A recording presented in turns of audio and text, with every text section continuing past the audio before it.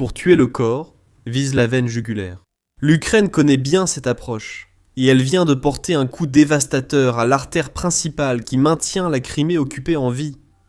1,5 million de Russes repensent maintenant à leur décision d'occuper la Crimée avec désespoir. La phase finale du plan de l'Ukraine pour la dérussification de la Crimée commence maintenant, et tout se joue autour d'un pont. Mais ce n'est pas le pont auquel vous pensez. On accorde tellement d'attention au pont de Kertch qui relie la Russie continentale à la Crimée, et c'est bien normal. La Russie a investi au moins 3,7 milliards de dollars pour construire sa bouée de sauvetage de 19 km vers la péninsule occupée, et ce n'est pas sans raison. Il était censé servir de lien routier direct clé reliant la Russie à la Crimée, ce qui le rend vital pour l'armée de Poutine. Mais ce pont majeur n'est pas le seul à aider Poutine à s'assurer que la Crimée reste russifiée. Il y en a un autre, probablement encore plus important pour la Russie dès l'invasion de Poutine. Situé dans le village de Tchornihiv, ce pont relie les régions du sud occupées de l'Ukraine à la Crimée. Il traverse l'oblast de Kherson dans le cadre du passage de Janki, et il fait partie d'une grande route terrestre qui relie la Crimée occupée aux parties de l'Ukraine actuellement sous contrôle russe. En résumé, ce pont et les routes qu'il relie sont vitaux pour la Russie, car ils servent de corridor logistique permettant de transporter des troupes et des fournitures entre Kherson et la Crimée. Le pont de Tchénar a aussi une valeur symbolique. Lors de l'invasion de Poutine, il a permis à la Russie d'envoyer vite des troupes dans le sud de l'Ukraine. Le pont de Tchénar a largement contribué aux succès initiaux de la Russie pendant les premières semaines de la guerre. Certains soupçonnent même des traîtres dans les services de renseignement ukrainiens d'avoir aidé la Russie à utiliser ce pont pour envahir le sud de l'Ukraine. Ces spéculations n'ont mené à aucune arrestation majeure. Cela montre que le pont de Tchénar est souvent éclipsé par le plus imposant pont de Kertch. L'Ukraine vient de le remettre sous les projecteurs. La nouvelle est tombée le 7 juin. Une opération nocturne de drones menée par l'armée ukrainienne a visé le pont de Tchénar. L'opération a réussi, mais le pont est si endommagé que sa réparation prendra probablement des mois, coupant ainsi une voie vitale entre la Crimée et l'Ukraine occupée. C'est la veine jugulaire, la sectionner pourrait être irréversible. Nous assistons ici à la phase finale du plan ukrainien pour libérer la Crimée. D'abord, l'Ukraine isole, puis elle détruit. Cette stratégie pose de nombreux problèmes à Poutine, comme vous le verrez bientôt. Mais d'abord, il faut d'abord revenir sur une frappe. Selon le Kyiv Independent, le premier bataillon d'assaut séparé de l'Ukraine s'est associé à l'unité de drone code 9.2 du pays pour une opération conjointe qui a détruit le pont. L'objectif de l'Ukraine était simple, couper la seule route principale que la Russie peut utiliser pour acheminer du personnel et des fournitures depuis la Crimée occupée vers les lignes de front dans le secteur de Klivopol. Dimitro Filatov, commandant du premier bataillon d'assaut séparé, a précisé que la frappe n'était pas menée juste parce que l'Ukraine en avait l'occasion. Il y avait un objectif précis. Cela visait à bloquer les routes d'approvisionnement en carburant et lubrifiant de la 37e brigade de fusiliers motorisés, affirme Filatov. Ce que nous voyons ici, c'est une stratégie ukrainienne qui a fait des merveilles tout au long de 2026. Briser la logistique à l'arrière pour affaiblir la Russie sur le front. Le résultat a été une frappe qui, selon Alexandre Nastenko de l'unité code 9.2, nécessitera un travail colossal pour être réparé. Il ne fait aucun doute que l'Ukraine a fait exactement ce qu'elle affirme avoir fait. L'unité code 9.2 a dévoilé les coulisses de cette frappe, dans une vidéo du 7 juin. Le moment clé survient à la première minute, quand on voit les drones ukrainiens s'écraser sur la veine jugulaire reliant Kherson à la Crimée. Nous découvrons aussi l'intérieur d'une opération de drones ukrainiens, avec des images d'un centre de commandement montrant la haute technologie utilisée. Ce n'est pas une action isolée, mais un travail systématique, précise la description de la vidéo. Une scène montre aussi l'Ukraine, utilisant pour la première fois un nouveau drone de moyenne portée. Avant cela, la vidéo de l'unité code 9.2 n'est pas la seule preuve directe que le pont de Tchernihiv a été gravement endommagé. Des preuves viennent aussi des autorités russes. Ils paniquent, à juste titre. Ils doivent expliquer à Poutine pourquoi un pont clé pour l'effort russe a été frappé, et pourquoi les défenses aériennes ont encore échoué contre l'attaque ukrainienne. Le nouveau drone joue un rôle, mais pour la Russie, seuls les dégâts comptent actuellement. La marionnette russe, Volodymyr Saldo, que le Kremlin a installé à la tête de Kherson occupée, a confirmé que des dégâts ont été causés au pont qui traverse le lac Sivash pour relier l'Ukraine occupée à la Crimée. Après une attaque de drone de nuit, le tablier du pont a été endommagé près de Tchornihiv. Pour des raisons de sécurité, La circulation au poste de contrôle de Jankoï est temporairement bloquée. Les véhicules passent par Armiansk et Perakop, selon Saldo. Quelques points intéressants dans ce commentaire. D'abord, aucune mention de débris de drone. L'excuse précédente n'a pas servi, ce qui montre que Saldo n'a pas reçu la note de Moscou.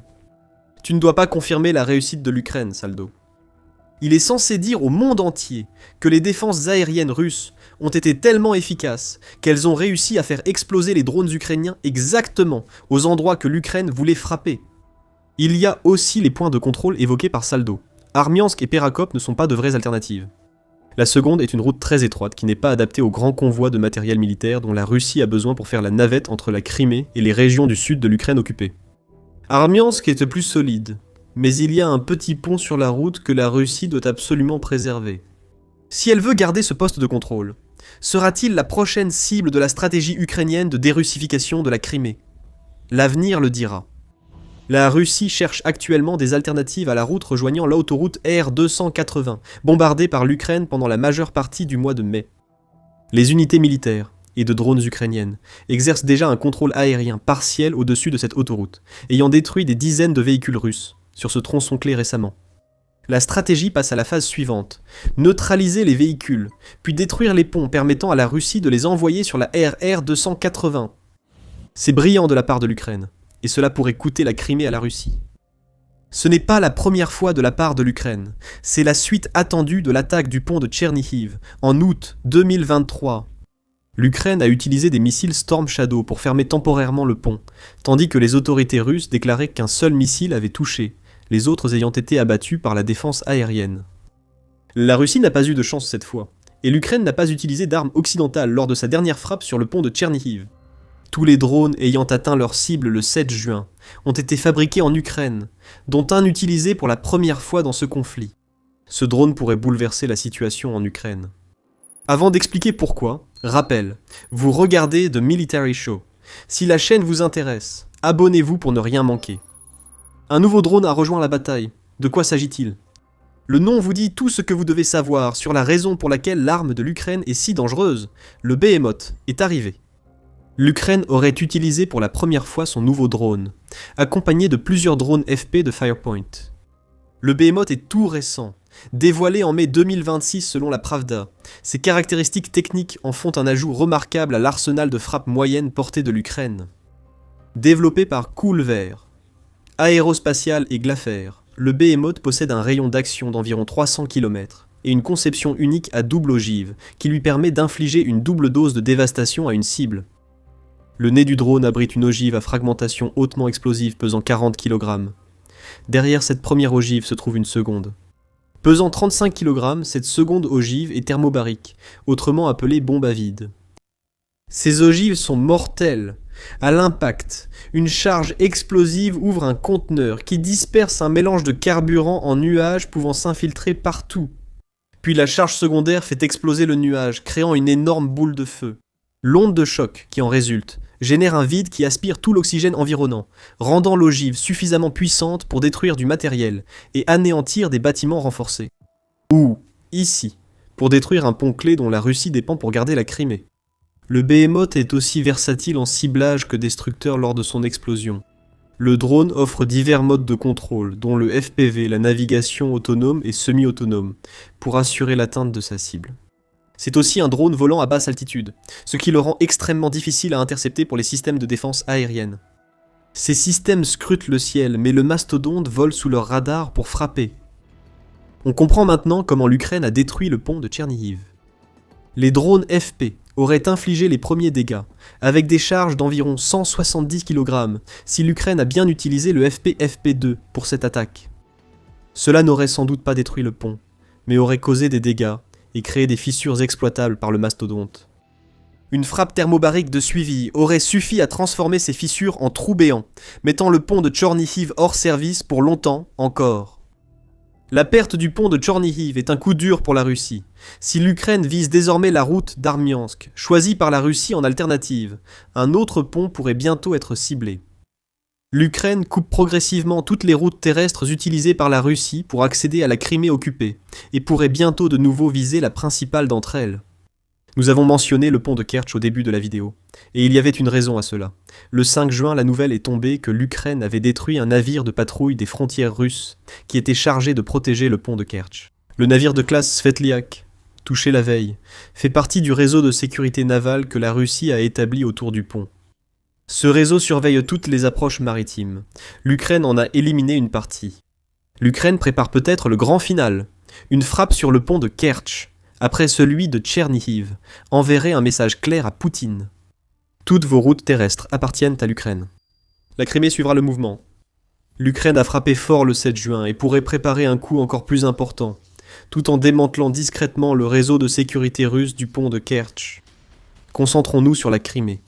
Les 1,5 million de Russes qui occupaient la péninsule verront cela avec horreur. Encore une fois, ils assistent à une frappe les isolant du continent ukrainien et appellent le Kremlin à l'aide, sans réponse. C'est la stratégie ukrainienne de frappe intermédiaire. Et cette campagne prépare la phase finale de la dérussification de la Crimée. L'arrière de la Russie, et en particulier les parties qui desservent la Crimée, a été durement touchée tout au long du mois de mai, et jusqu'en juin. Nous avons déjà mentionné les frappes de l'Ukraine contre l'autoroute R280, et l'attaque contre le pont Chenard s'inscrit dans la continuité de ces frappes. Couper ce corridor terrestre était l'un des principaux objectifs de la contre-offensive ukrainienne, ratée de 2023.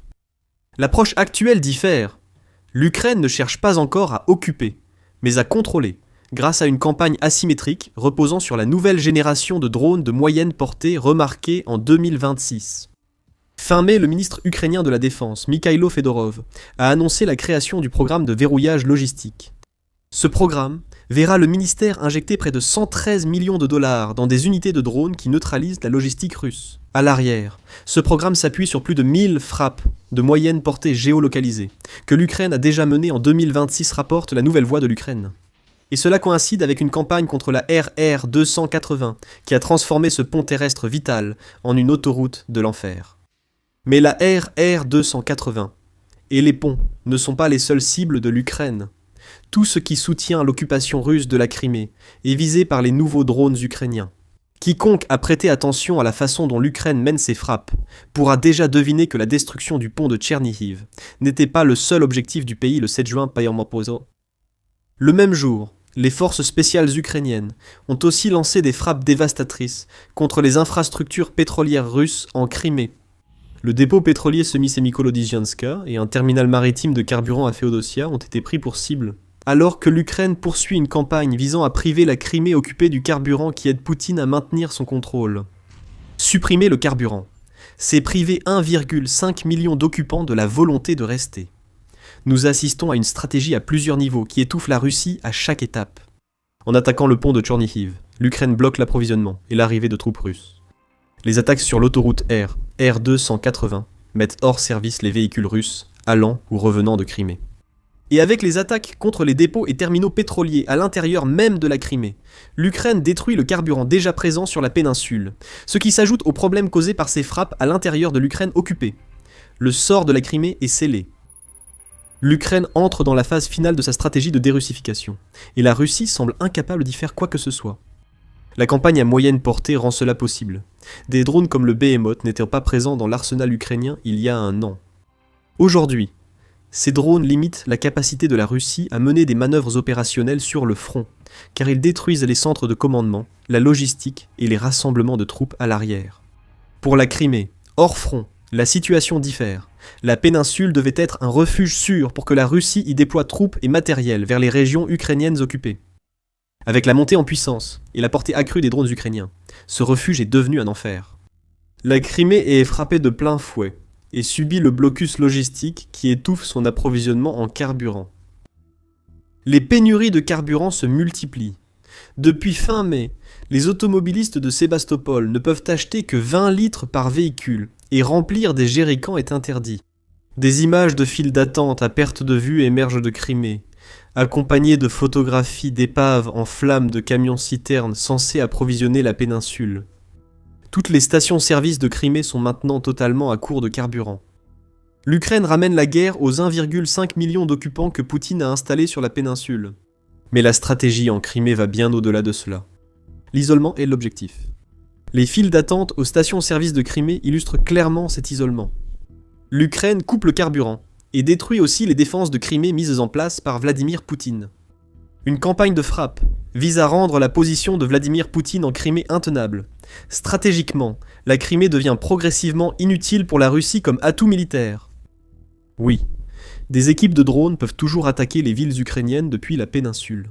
La flotte de la mer Noire a été repoussée, et l'Ukraine coupe maintenant les routes logistiques entre la Crimée et les territoires occupés. Couper les routes permet d'isoler la Crimée et de la rendre inutilisable pour la Russie. L'Ukraine veut ainsi contraindre Poutine à relâcher son emprise sur la péninsule. Si l'Ukraine reprend le contrôle, elle pourra accéder à des localités occupées comme Boudiansk et Mariupol et renforcer sa présence en mer d'Azov. La Crimée est la pièce maîtresse, le point focal. L'Ukraine et la Russie le savent, et c'est l'Ukraine qui a pris l'initiative dans la bataille pour la péninsule. La situation empire car la priorité de Poutine est de maintenir la présence militaire russe en Crimée. La majorité des frappes ukrainiennes touchent surtout les civils de la péninsule et le gouvernement imposé par Poutine. Ce gouvernement doit expliquer l'absence de carburant dans les stations-service et l'échec des défenses russes contre les drones ukrainiens en Crimée et dans les territoires occupés. Ce que nous voyons maintenant, c'est l'Ukraine transformer ce qui est censé être l'un des plus grands atouts de Poutine en un fardeau qu'il ne peut plus se permettre d'entretenir. En asphyxiant la Crimée, l'Ukraine empêche les Russes d'attaquer les zones vulnérables du continent. L'Ukraine oblige aussi Poutine à des choix difficiles. Si la Russie renforce la Crimée, elle s'affaiblit ailleurs, sur le front et chez elle. Ne pas remplacer ce que l'Ukraine détruit rend la Crimée vulnérable à d'autres frappes, envoyant un message plus fort. Il est temps pour 1,5 million d'occupants de partir. Le pont Chenard était vital pour la Crimée occupée. C'est pourquoi nous l'appelions la veine jugulaire. L'Ukraine l'a ouverte avec une attaque par un nouveau drone. La Russie réparera sans relâche, mais cela sera inutile. Même remis en service, le pont reste menacé par le Behemoth et ses homologues FP, prêts à frapper encore.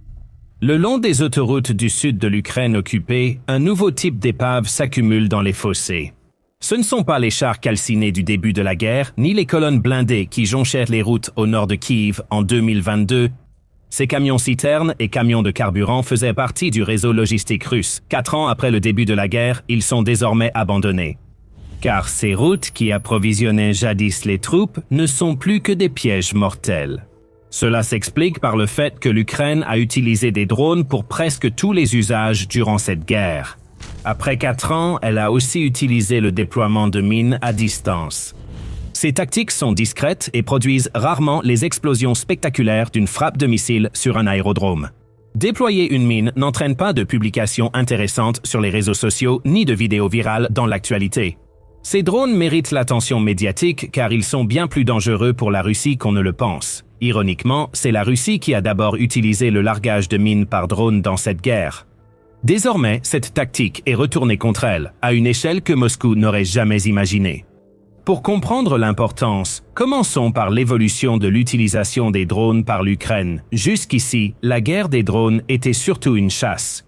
Un drone FPV poursuit un seul véhicule. Un drone kamikaze s'écrase sur un seul char. C'est précis, c'est peu coûteux et c'est mortel. Mais fondamentalement, il s'agit d'éliminer une cible à la fois. La nouvelle idée consiste à étouffer le flux des troupes adverses. Cela rappelle les tactiques de guérilla, coupant les lignes d'approvisionnement, mais avec beaucoup moins de risques pour les opérateurs de drones. Fin mai, le ministre ukrainien de la Défense, Mikhailo Fedorov, a donné un nom à cette tactique, annonçant un programme dédié appelé « verrouillage logistique ». Son objectif était d'intensifier les frappes derrière les lignes russes et de démanteler la capacité de la Russie à approvisionner ses offensives. Ce n'était pas une aspiration vague. Le ministère de la Défense a financé le projet à hauteur de 113 millions de dollars, remis directement aux brigades de drones ayant déjà démontré leur capacité à frapper la logistique russe. L'argent circule via le système de points au mérite de l'Ukraine, classant les unités selon leurs résultats pour attribuer plus de ressources aux meilleures équipes. La seconde phase ouvrirait des appels d'offres centralisés pour acquérir massivement ces systèmes de frappe à moyenne portée, ciblant une bande très précise. L'Ukraine qualifie ces frappes d'intermédiaires, visant des cibles russes à 20 à 300 km derrière la ligne de front. C'est là que les approvisionnements sont réunis avant d'atteindre les tranchées, coupant ainsi la ligne de vie du front. Fyodorov a affirmé que l'Ukraine avait quadruplé la destruction de la logistique russe, des entrepôts, des dépôts et des postes de commandement depuis le début de 2026. L'essentiel ici, c'est que cette logistique affecte directement la capacité de la Russie à mener des frappes. Plus il y en a qui sont détruits, moins l'Ukraine aura réellement besoin de défense. Les chiffres sont frappants, mais relèvent d'affirmations ukrainiennes plutôt que de faits établis. En octobre 2025, Fyodorov a déclaré que la Russie perdait environ 67 soldats pour chaque kilomètre carré occupé. En avril 2026, ce chiffre était passé à 179. L'Ukraine estime que les pertes à la mi-2026 ont dépassé 35 000 morts ou grièvement blessés par mois. Fyodorov a même attribué une partie du succès à la désactivation des terminaux Starlink pour les forces russes, coupant leur connectivité alors que leurs approvisionnements s'épuisaient.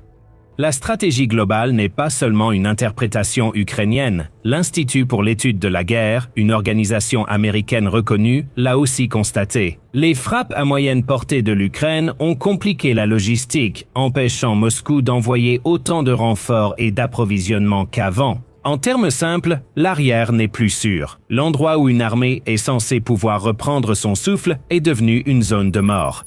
Même des sources russes ont signalé des largages de mines par drone le long du corridor terrestre vers la Crimée, en particulier autour de l'autoroute reliant Mariupol et Melitopol.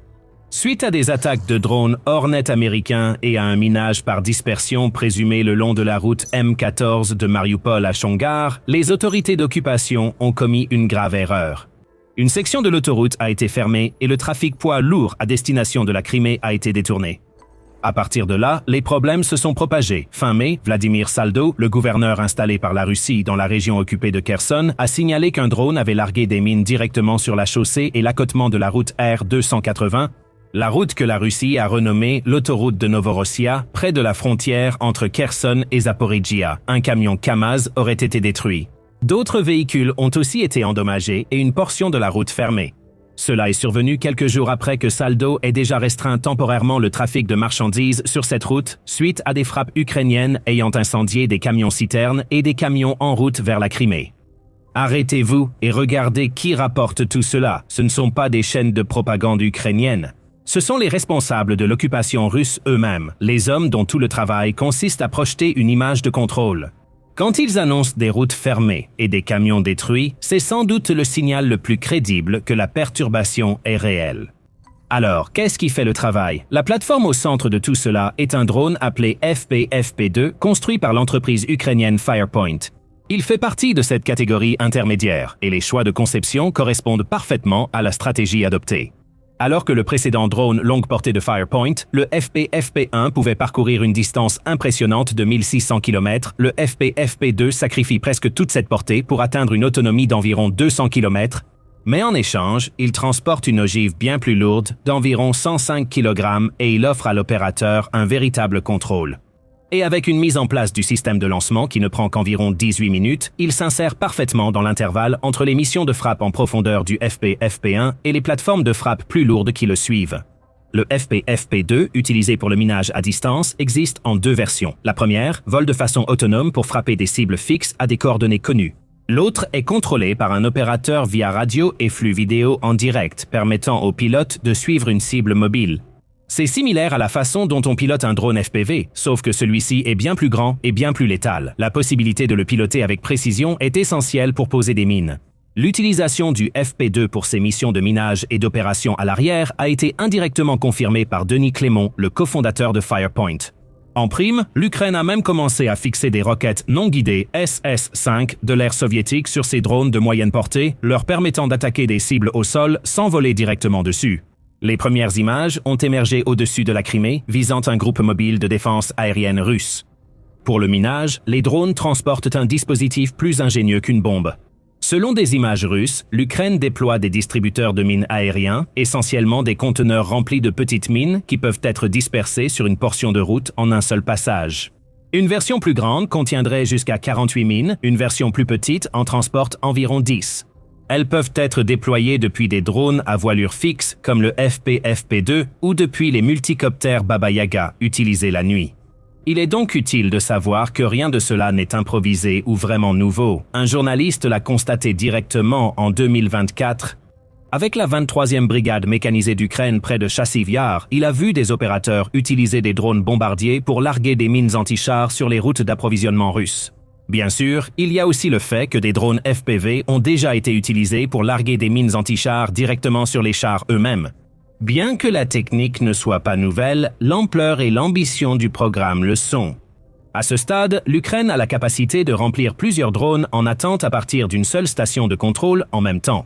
La même logique s'applique au minage avec des bombardiers à voilure fixe, car tous les éléments de départ existent déjà, ils sont juste regroupés différemment.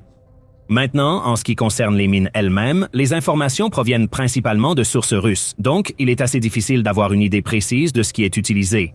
Très probablement, l'Ukraine utiliserait principalement des mines anti-chars et anti-personnel provenant des stocks existants. Sinon, elle pourrait utiliser des mines soviétiques modifiées, puis les attacher aux drones afin qu'elles puissent servir de dispositif de détonation à retardement. L'image indépendante est un peu plus floue, mais elle va dans le même sens. Un analyste avait suggéré que les mines sont en réalité des moules imprimés en 3D utilisant des détonateurs sensibles au mouvement ou peut-être à influence magnétique et contenant juste assez d'explosifs pour immobiliser un véhicule. Et ce mot « immobiliser » est tout l'enjeu. Ces mines n'ont pas vraiment besoin de détruire quoi que ce soit. Une mine qui se contente de neutraliser un camion a déjà gagné. Pensez à ce qu'un seul camion immobilisé provoque sur une route d'approvisionnement. Il bloque la voie, il oblige tout ce qui le suit à s'arrêter. Cela crée un embouteillage, un regroupement de véhicules à l'arrêt entassés sur une route exposée, exactement le genre de cible immobile dont rêve un opérateur de drone. La mine doit juste stopper l'avant du convoi assez longtemps pour qu'autre chose finisse le travail. Pensez au célèbre convoi de chars de 68 km que nous avons vu en 2022. Cela pourrait aussi arriver sur des lignes d'approvisionnement russes cruciales grâce à des drones bon marché utilisant des technologies prêtes à l'emploi. Les Russes le comprennent parfaitement et leurs propres blogueurs militaires tirent la sonnette d'alarme. Un blogueur de guerre russe, connu sous le nom d'informateur militaire, a averti que de petites mines dispersées régulièrement le long des routes pourraient paralyser le transport, obligeant à interrompre fréquemment la circulation pour inspection et déminage. Pensez à l'asymétrie dans ce cas. Une attaque de drone kamikaze vise un seul véhicule. Un lot de mines dispersées menace chaque véhicule qui emprunte cette route indéfiniment jusqu'à ce que quelqu'un les enlève. Un seul largage peut fermer une autoroute. Un autre blogueur de guerre russe, appelé Archange des forces spéciales, a signalé que la logistique était perturbée depuis près d'un mois, affectant les livraisons à l'arrière et jusqu'aux lignes de front. La preuve la plus accablante reste la nature humaine. Selon des reportages de Crimée occupée, les chauffeurs de camions-citernes refusent désormais de rouler sans garantie de sécurité accrue. Des garanties que personne ne peut vraiment offrir. La campagne de minage a atteint un point où les hommes payés pour ces routes refusent désormais de les emprunter, mais les mines ne sont qu'une première couche. Avant de commencer, abonnez-vous à The Military Show. Nous proposons d'autres analyses similaires et publions chaque jour des vidéos sur l'actualité essentielle. Revenons à la campagne de minage à distance, on pourrait dire qu'il ne s'agit que du premier vecteur d'attaque utilisé par l'Ukraine. Imaginez ce scénario. Un conducteur russe transportant des fournitures vers le sud fait désormais face à plusieurs menaces en traversant une véritable zone d'interdiction. Au-dessus, des drones kamikazes FPV et des drones d'attaque à intelligence artificielle capables d'identifier et verrouiller des cibles de façon autonome le menacent. Les défenses aériennes censées protéger la route sont elles-mêmes traquées. Et maintenant, sous ces roues, il y a la possibilité constante qu'une mine soit posée sur la chaussée elle-même, des menaces venant du ciel et du sol, simultanément sur le même tronçon d'asphalte. Et c'est justement l'ampleur de tout cela qui surprend dans cette histoire. La route M14 entre Mariupol et Melitopol se trouve à environ 100 à 150 km derrière la ligne de front. Pour semer des mines aussi loin à l'arrière, l'Ukraine a besoin de drones à voilure fixe ou d'autres systèmes longue portée, exactement le type de plateforme de frappe intermédiaire que représente le FP-FP2. Ainsi, la menace n'est plus confinée à la ligne de contact, mais s'étend sur toute la profondeur de l'arrière russe dans le sud. Et si vous voulez une preuve que tout cela fonctionne réellement, il suffit de regarder ce qui se passe dans les stations-service de Crimée. Début juin 2026, la péninsule était en proie à une véritable crise du carburant. Le gouverneur pro-russe Sergueï Aksionov a limité l'essence la plus utilisée et annoncé que les habitants devront désormais acheter du carburant avec des coupons. À Sébastopol, foyer historique de la flotte russe de la mer Noire, des témoins signalent de longues files aux stations-service et des habitants n'ayant pas pu faire le plein depuis des jours. Et les explications officielles ont révélé la vérité. Les responsables russes ont justifié leur décision par les attaques de drones ukrainiens contre des camions-citernes sur l'autoroute de Novorossia, reliant la Russie à la Crimée. Les gouverneurs de Crimée et de Sébastopol ont reconnu que le problème prendrait au moins 30 jours à résoudre, l'un d'eux demandant au public de rester calme. Voici le détail qui relie toute la stratégie, et il vient directement du côté russe. Pour atteindre la Crimée, le carburant n'est en fait pas du tout transporté par le pont de Crimée pour des raisons de sécurité. Alors qu'une partie de l'essence traverse le détroit de Kertch par ferry, cela dépend de la météo, ce qui signifie que pour le carburant, plus précisément, le corridor terrestre qui traverse ces routes minées et constamment prise pour cible par des drones n'est pas simplement une option parmi d'autres, c'est l'artère principale et l'Ukraine a appris exactement où appuyer. Cette campagne dépasse la simple destruction de camions. Les perturbations ont touché la vie quotidienne sur la péninsule. Cela a entraîné des files d'attente aux stations-service, des coupons de rationnement et un délai de 30 jours non garanti. Quand une guerre sur une autoroute lointaine se traduit par un réservoir vide dans la voiture d'un civil à Sébastopol, il ne s'agit plus de tactique, mais d'un effet stratégique. Alors, comment la Russie réagit-elle à l'augmentation de l'activité des drones? Eh bien, la réponse va du désespoir à l'absurde. Dans une note de bas de page marquante de la guerre, les forces russes ont commencé à peindre leurs camions Kamaz et Ural avec des motifs audacieux de rayures noires et blanches. Quiconque connaît l'histoire militaire le reconnaîtra aussitôt. C'est le camouflage Dazzle, utilisé par les Marines sur les navires de guerre durant la Première Guerre mondiale. À l'époque, ces rayures géométriques visaient à tromper un observateur humain regardant par un périscope, rendant difficile d'estimer la vitesse, la direction et la distance d'un navire avant de tirer. Mais il y a un problème. Les Russes semblent avoir totalement mal compris cette technique. Les systèmes IA de reconnaissance de cibles sur les drones ukrainiens évaluent différemment distance et mouvement comparés aux artilleurs navals de la Première Guerre mondiale. La vision par ordinateur diffère de l'œil humain. De plus, de nombreux drones utilisent l'imagerie thermique qui détecte la chaleur et non la peinture. Un opérateur de drone utilisant une caméra thermique pourrait ne pas voir les bandes. La principale adaptation a été de rapprocher les défenses aériennes pour protéger les routes, mais cela s'est aussi retourné contre eux de façon révélatrice. À un moment donné, les forces d'opération spéciales ukrainiennes ont signalé avoir frappé 2 systèmes de défense aérienne russes, Tor M2. L'un d'eux a été touché alors qu'il était transporté par un tracteur le long de l'autoroute M14 près de Berdiansk occupée. La Russie s'inquiète tant pour ses routes d'approvisionnement qu'elle déplace ses systèmes de défense aérienne pour les sécuriser. Et ce faisant, elle expose justement ces systèmes aux mêmes drones qu'ils étaient censés arrêter. Il existe cependant une contre-mesure qui pourrait réellement aider. La Russie pourrait tendre des filets au-dessus des routes, les mêmes tunnels anti-drones qui ont déjà commencé à apparaître sur les autoroutes plus proches du front. Contre les drones, ces filets peuvent fonctionner. Mais ici, la géographie joue contre Moscou. Couvrir quelques centaines de mètres en première ligne, c'est différent. Étendre cette protection sur des centaines de kilomètres d'autoroute est une tâche bien plus exigeante. Et cela pointe vers le plus grand enjeu derrière tout cela, la Crimée elle-même. L'Ukraine a concentré d'énormes ressources autour de la Crimée pour supprimer les défenses aériennes russes et les moyens de tir à longue portée, et il y a une logique dans cette séquence. Après la neutralisation de ces systèmes de défense, les bases aériennes et lance-missiles qu'ils protégeaient deviennent bien plus vulnérables. Le minage et les frappes sur les routes d'approvisionnement font partie du même dispositif. Ils forcent la Russie à mobiliser ses défenses aériennes pour protéger les camions, ce qui expose davantage les cibles les plus précieuses. Et à mesure que le corridor terrestre devient de moins en moins fiable, la Russie est repoussée vers le pont de Kertch, l'une des rares grandes artères restantes reliant la Crimée au continent, une structure que l'Ukraine a déjà frappée à plusieurs reprises. Il est peut-être seulement question de temps avant qu'un missile suffisamment puissant ne frappe le pont pour le rendre plus ou moins inutilisable, auquel cas la Crimée pourrait être véritablement coupée du reste de la Russie. Et c'est précisément pour cela que cette campagne est si élégante et efficace. L'Ukraine semble tenter d'augmenter le coût logistique de l'utilisation du corridor, voire de capturer ne serait-ce qu'un seul mètre de cette autoroute.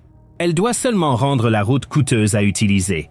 Si chaque camion met plus de temps et que les convois doivent être sécurisés et escortés, la route peut rester ouverte sur la carte tout en devenant quasiment inutile dans les faits. Nous savions que l'économie russe s'était détériorée. Vladimir Poutine a passé plus de 4 ans à paralyser l'économie de son pays avec un virage forcé vers l'industrialisation militaire, sacrifiant tout sauf la production de pétrole, de gaz et d'armes. Nous ignorions que la situation en Russie était si grave que l'effondrement économique soviétique ressemblait presque à une promenade de santé. En ce moment, il se passe quelque chose en Russie que nous n'avons pas vu depuis 30 ans. La réponse du Kremlin et de la Banque centrale Prendre l'argent russe au point que la personne moyenne doive tout sacrifier pour la guerre de Poutine. Les forces russes vacillent au front, mais les vrais dégâts se produisent en Russie, où les habitants montrent à Poutine que la confiance est perdue. Pour saisir notre propos, il suffit d'observer comment les consommateurs russes gèrent actuellement leur argent. Ce n'est pas bon du point de vue du Kremlin. Dans un rapport du 8 juin, Euromed Press a révélé que les Russes ont retiré environ 5,2 milliards de dollars en espèces de leur compte bancaire en mai 2026. Des milliards retirés du système bancaire russe vont directement dans les poches des gens. Ce chiffre est important, car il représente la plus forte sortie de liquidité en un mois jamais enregistrée en Russie, depuis que la Banque centrale tient des registres en 1995. Ce que nous venons de voir, c'est un record de 30 ans pour les retraits d'espèces en mai, et ce n'est pas un cas isolé. C'est l'aboutissement d'un schéma observé en Russie depuis des mois. Dans son propre rapport du 8 juin, United 24, Média révèle que 14,8 milliards de dollars de billets russes ont été ajoutés en circulation depuis janvier, ce qui équivaut à une moyenne de 2,96 milliards de dollars retirés des banques russes chaque mois en 2026. Étonnamment, mais n'est même pas le pire mois de l'année pour la Russie. Mais 2026 détient le record sur 30 ans, pour tous les mois de mai depuis le début des relevés. En avril, les Russes ont retiré 9,2 milliards de dollars de leur compte bancaire. Mars n'était pas très loin derrière, mais non plus, puisque 4,1 milliards de dollars ont quitté le système bancaire russe pour finir dans les poches des Russes. Nous assistons à une fuite de liquidités inédite depuis les débuts de la pandémie de Covid-19. C'est un signe de ce que Poutine refusait de voir. Les Russes ordinaires ont totalement perdu confiance dans leur système bancaire. Honnêtement, il est dur de reprocher au peuple russe ces actes actuels. Le système bancaire russe n'a rien de vraiment attractif pour inciter à placer son argent sur des comptes d'épargne. Bien que le taux d'intérêt de base en Russie soit extrêmement élevé, à 14,5%, les taux proposés par les banques sur les comptes d'épargne sont si bas qu'il est presque inutile d'y laisser son argent. Les ménages choisissent de conserver leur argent en liquide parce que cet argent ne leur rapporte pas grand-chose une fois déposé sur un compte bancaire. Mais il y a plus que cela. Derrière la question des taux d'intérêt se cache une crise croissante affectant tout le secteur bancaire russe. Le 17 mai, le Kyiv Post a publié un article intéressant qui révélait que le système bancaire russe est en très mauvaise posture. En citant des données du Centre pro-Kremlin d'analyse macroéconomique et de prévision à court terme, ou CMACP, le média a révélé que les actifs toxiques et non performants dans l'ensemble du secteur bancaire russe dépassent les 10%. C'est important, car franchir ce seuil pendant 3 mois consécutifs suffit au Fonds monétaire international pour déclarer une crise bancaire systémique dans un pays. Les banques d'État russes tentent de cacher ce problème grandissant. Ces actifs ruineux et leurs défauts de paiement sont dissimulés par des programmes artificiels de restructuration de prêts, destinés à faire croire que les banques sont financièrement plus solides qu'en réalité. Les prêts d'entreprises non performants sont choisis pour ce camouflage, ce qui a jusqu'ici évité des ruées bancaires pouvant paralyser des institutions financières. Mais ces ruées arrivent. Les chiffres sont éloquents. Ce n'est pas seulement l'ampleur des retraits d'espèces qui inquiète la Banque centrale de Russie. Le KMAP indique que la liquidité des entreprises s'assèche au point où près de la moitié de toutes les entreprises russes enregistrées signalent de graves retards de paiement de la part de leurs partenaires commerciaux, ce qui rend à son tour plus difficile pour elles de rembourser leurs prêts. Il y a ici un château de cartes et une tornade fonce droit dessus. Ce que nous voyons ici, c'est le début de ce qui ressemble à une panique bancaire qui pourrait durer plusieurs mois. Retirer des milliards des banques, c'est mauvais.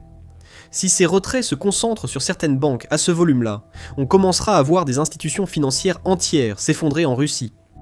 Les Russes moyens, et même les chefs d'entreprise ont peur, à juste titre. Au-delà de la situation du secteur bancaire russe, les gens redoutent de perdre leurs économies, en raison des risques d'effondrement bancaire et du contrôle renforcé du Kremlin sur les finances. Même Internet joue un rôle. Poutine réclame plus de coupures d'Internet, prétendant aider la Russie face aux drones ukrainiens. Mais en réalité, pour limiter les preuves diffusées sur les réseaux sociaux des succès de l'Ukraine. Des millions de Russes se retrouvaient souvent à passer des heures, voire parfois des jours, sans accès à leur compte bancaire. Cependant, l'histoire va encore plus loin que cela. La Russie se prépare à cannibaliser l'un des instruments financiers les plus sacrés du pays pour continuer à financer la guerre. Les Russes ne veulent pas être surpris par l'astuce du Kremlin, Mais nous n'en parlerons pas encore. En plus du fait que les Russes veulent avoir plus de liquidités sous la main, pour faire face aux dépenses immédiates, qu'ils pourraient ne pas pouvoir gérer si Poutine décidait soudainement de leur couper l'accès à Internet pour la journée. Les petites et moyennes entreprises russes retirent elles aussi autant d'argent liquide que possible du système bancaire. La Banque centrale de Russie a constaté cette tendance. Elle dit que ces entreprises tentent de s'adapter aux règles fiscales de 2026, afin que le Kremlin soutire encore plus d'argent à des sociétés déjà fragilisées par les actions de Poutine sur l'économie russe. Si la tendance continue, la Banque centrale prévient que de nombreuses petites entreprises russes rejoindront l'économie souterraine. De plus en plus d'entreprises contourneront le fisc russe, opérant officieusement et n'acceptant que des espèces, pour éviter les taxes élevées réclamées par Poutine pour financer l'invasion de l'Ukraine. De nombreuses petites entreprises ont des raisons évidentes de le faire, au-delà de la fiscalité. La hausse des taxes se combine à une faible demande des consommateurs, des prix plus élevés, et la première contraction économique que la Russie a connue depuis 2023, a rapporté le Moscow Times le 15 mai. L'impact de ce cocktail mortel a été la fermeture de 209 000 petites et moyennes entreprises en Russie au cours du premier trimestre 2026, soit une augmentation de 9% par rapport à l'année précédente. Le commerce de détail, la restauration et les salons de beauté sont parmi les secteurs PME russes les plus touchés, selon le média. Ces entreprises peuvent fonctionner en espèces. On se demande combien d'entre elles fermées ont simplement rejoint l'économie souterraine russe. Selon un rapport d'Intelor News de mars, il est probable que certaines entreprises en faillite aient effectué ce changement. Le média affirme que l'économie souterraine dans le secteur de la beauté s'est développée de 65,9%. Dans la réparation de véhicules, la Russie a connu une expansion de 69,5%, et il y a eu une croissance de l'activité de l'économie souterraine, à hauteur de 58,6% dans le secteur hôtelier russe. Pour Poutine, dont le succès dans l'invasion de l'Ukraine est primordial, le fait que tant d'entreprises quittent l'économie officielle russe est un cauchemar. Chaque entreprise de l'économie souterraine ne paie pas les impôts dus au Kremlin, privant ainsi probablement la caisse de guerre de Poutine de millions, voire de milliards de dollars. Mais qu'attendre réellement du dirigeant russe ? Il n'a pas amélioré sa cause en augmentant la TVA de 20% à 22% en Russie. De plus, les coupures d'Internet que le Kremlin impose si régulièrement ne contribuent pas vraiment à créer un environnement commercial stable pour les entreprises qui n'auraient peut-être jamais envisagé de fonctionner uniquement en espèces auparavant. Le mécontentement commence déjà à monter alors que la Russie restreint l'utilisation d'applications comme Telegram et WhatsApp. En ajoutant les coupures, telles que les pannes partielles d'Internet à Moscou au premier trimestre 2026, la confiance dans le système financier russe s'effondre totalement. Tout cela se résume à une chose, la confiance. Les citoyens et entreprises russes n'ont plus confiance dans les banques et retirent leur argent à un rythme record. Et les entreprises ne semblent certainement pas faire confiance au Kremlin pour agir dans leur intérêt, puisqu'elles sont contraintes de supporter le fardeau financier de la guerre que Poutine a déclenchée. Le Kremlin n'est pas content, les banques non plus, et les deux unissent leurs efforts dans une tentative désespérée d'empêcher les citoyens et les entreprises russes de faire ce qu'ils font. Mais avant d'approfondir ce sujet, voici The Military Show, et nous vous donnons une vue d'ensemble, pas seulement les gros titres. Abonnez-vous pour rester informé de chaque évolution de la guerre en Ukraine et de la société russe vacillante. Donc la Banque centrale russe. Elle tente d'empêcher les retraits massifs d'espèces par tous les moyens. Selon Euromaidan Press, le 1er juin, la Banque centrale a imposé de nouveaux contrôles sur les retraits aux distributeurs pour tenter de contrôler l'usage de l'argent par les Russes. Les banques russes peuvent désormais suivre tous les retraits d'argent liquide de leurs clients. Tout retrait jugé suspect, ce qui inclut apparemment plusieurs retraits en peu de temps ou de gros retraits après de longues périodes d'inactivité, peut entraîner le blocage ou la suspension des comptes en attendant un examen. Une banque centrale très intelligente. Une crise de confiance frappe l'industrie bancaire russe, les gens craignent de perdre l'accès à leur argent, et votre solution est de les menacer de perdre l'accès à leur argent. On dirait que les banques tentent de se saboter en voulant trop contrôler leurs clients. Ici, la stabilité du système bancaire est clairement privilégiée au détriment des besoins et désirs des consommateurs et entreprises russes. Cela ne peut que mal finir. La dissidence et la méfiance, à l'origine des retraits records en 2026, vont s'accentuer à mesure que la Banque centrale montre qu'elle contrôle l'argent des gens plus qu'eux-mêmes. Le Kremlin tente d'imposer son contrôle de façon plus insidieuse, Il n'est pas surprenant que les entreprises russes soient attirées par l'économie souterraine, vu les conditions imposées par Poutine à celles qui ne servent pas la machine de guerre russe. Mais la réponse du Kremlin à une crise qui lui fait générer moins de recettes fiscales qu'il ne le souhaiterait a pris tout le monde de court. Le Kremlin s'attaque aux retraites des gens. Il va exploiter les personnes âgées, et ceux préparant leur avenir, pour assouvir la soif insatiable de liquidité de Poutine, pour son invasion de l'Ukraine.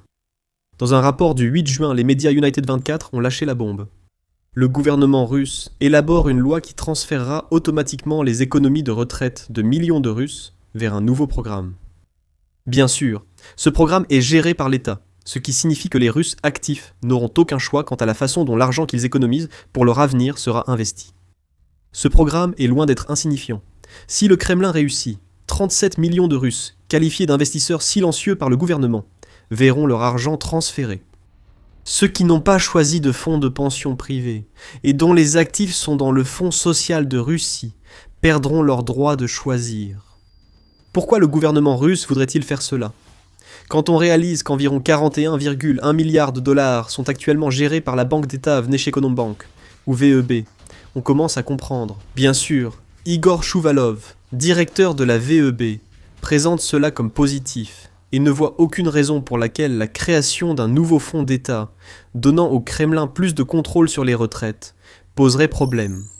Le groupe VEB aura accès à des ressources financières supplémentaires pour fonctionner, y compris l'épargne à long terme des citoyens et les fonds de pension, et pourra investir ses actifs dans des projets technologiques modernes, rapporte le Moscow Times en citant le directeur de la VEB. Comme c'est vague. Nous nous demandons ce que signifie « projet technologique moderne ». Ce n'est sûrement pas juste un code pour l'industrie de la défense russe. Après tout, il y a beaucoup de projets technologiques modernes dans un pays que l'Organisation mondiale de la propriété intellectuelle classe au 73e rang pour les intrants d'innovation et au 55e rang pour les extrants d'innovation dans le monde. Sarcasme mis à part, le ministre des Finances russe, Anton Silianov, soutient déjà le projet de loi, ce qui signifie que Poutine souhaite sa réalisation.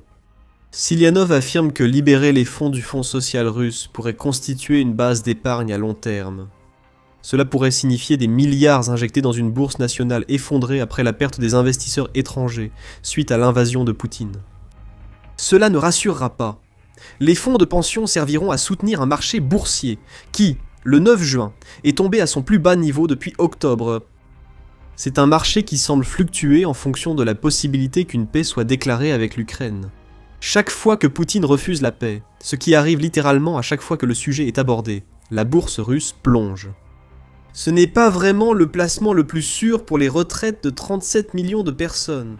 Nous serions également négligents si nous ne mentionnions pas que la Russie a dépensé 146,4 milliards de dollars de l'ensemble de son budget, soit 39% de toutes les dépenses publiques, pour son armée au cours des 9 premiers mois de 2025. C'est 4 fois plus que les dépenses observées en 2021.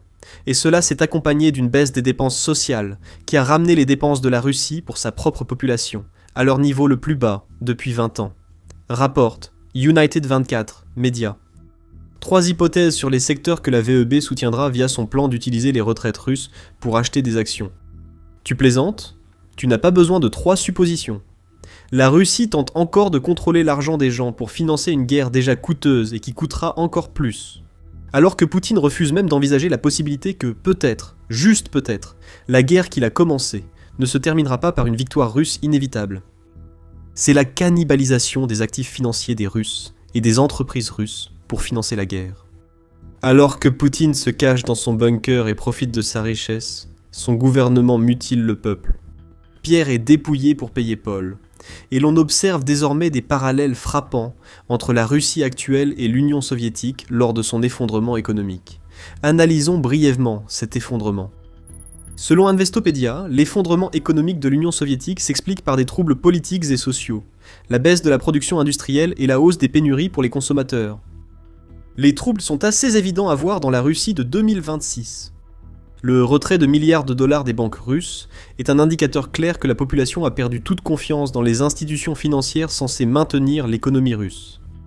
La censure d'Internet et le contrôle accru de l'argent pour financer une guerre impopulaire ne témoignent pas non plus d'une stabilité politique.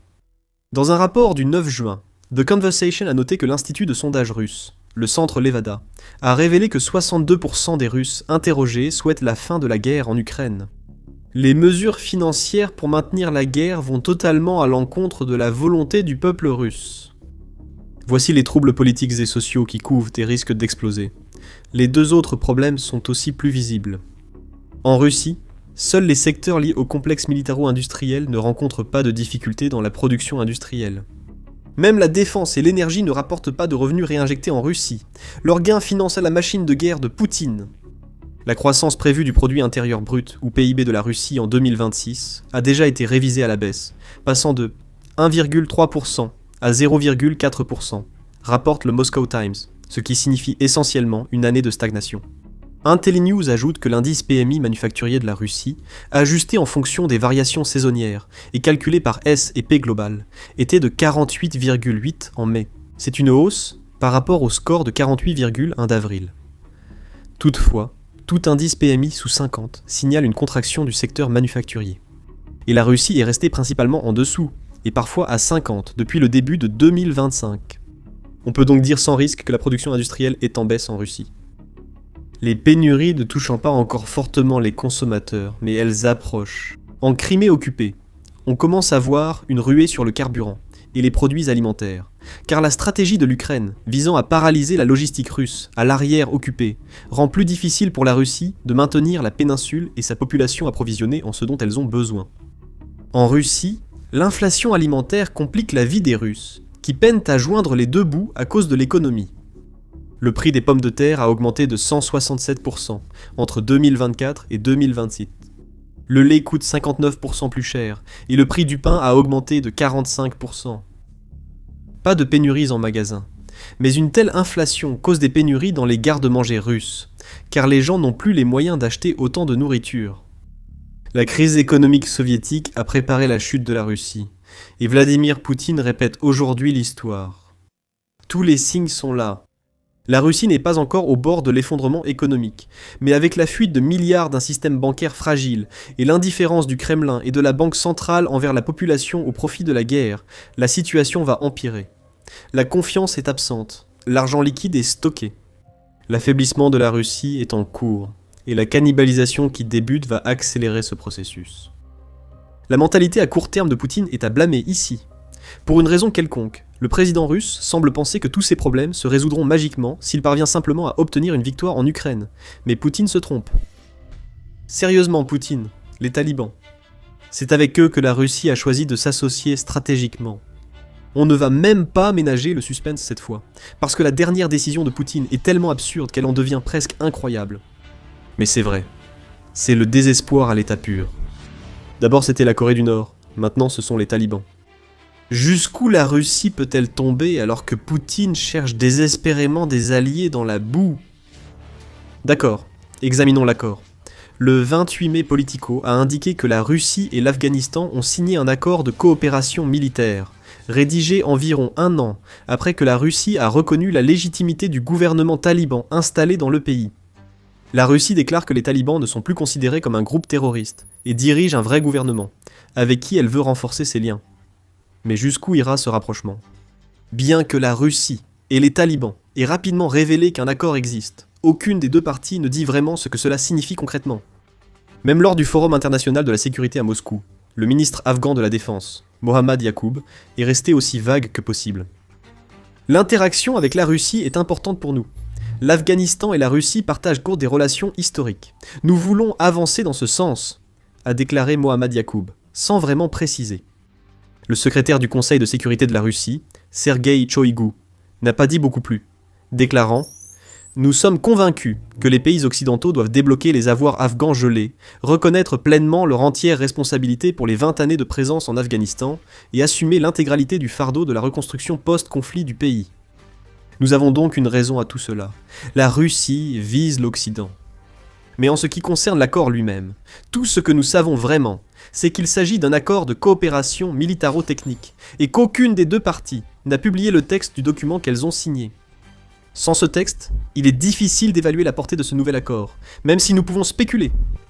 Un accord de coopération militaro-technique peut inclure le transfert d'armes, le soutien logistique, la formation des troupes et d'autres formes d'assistance.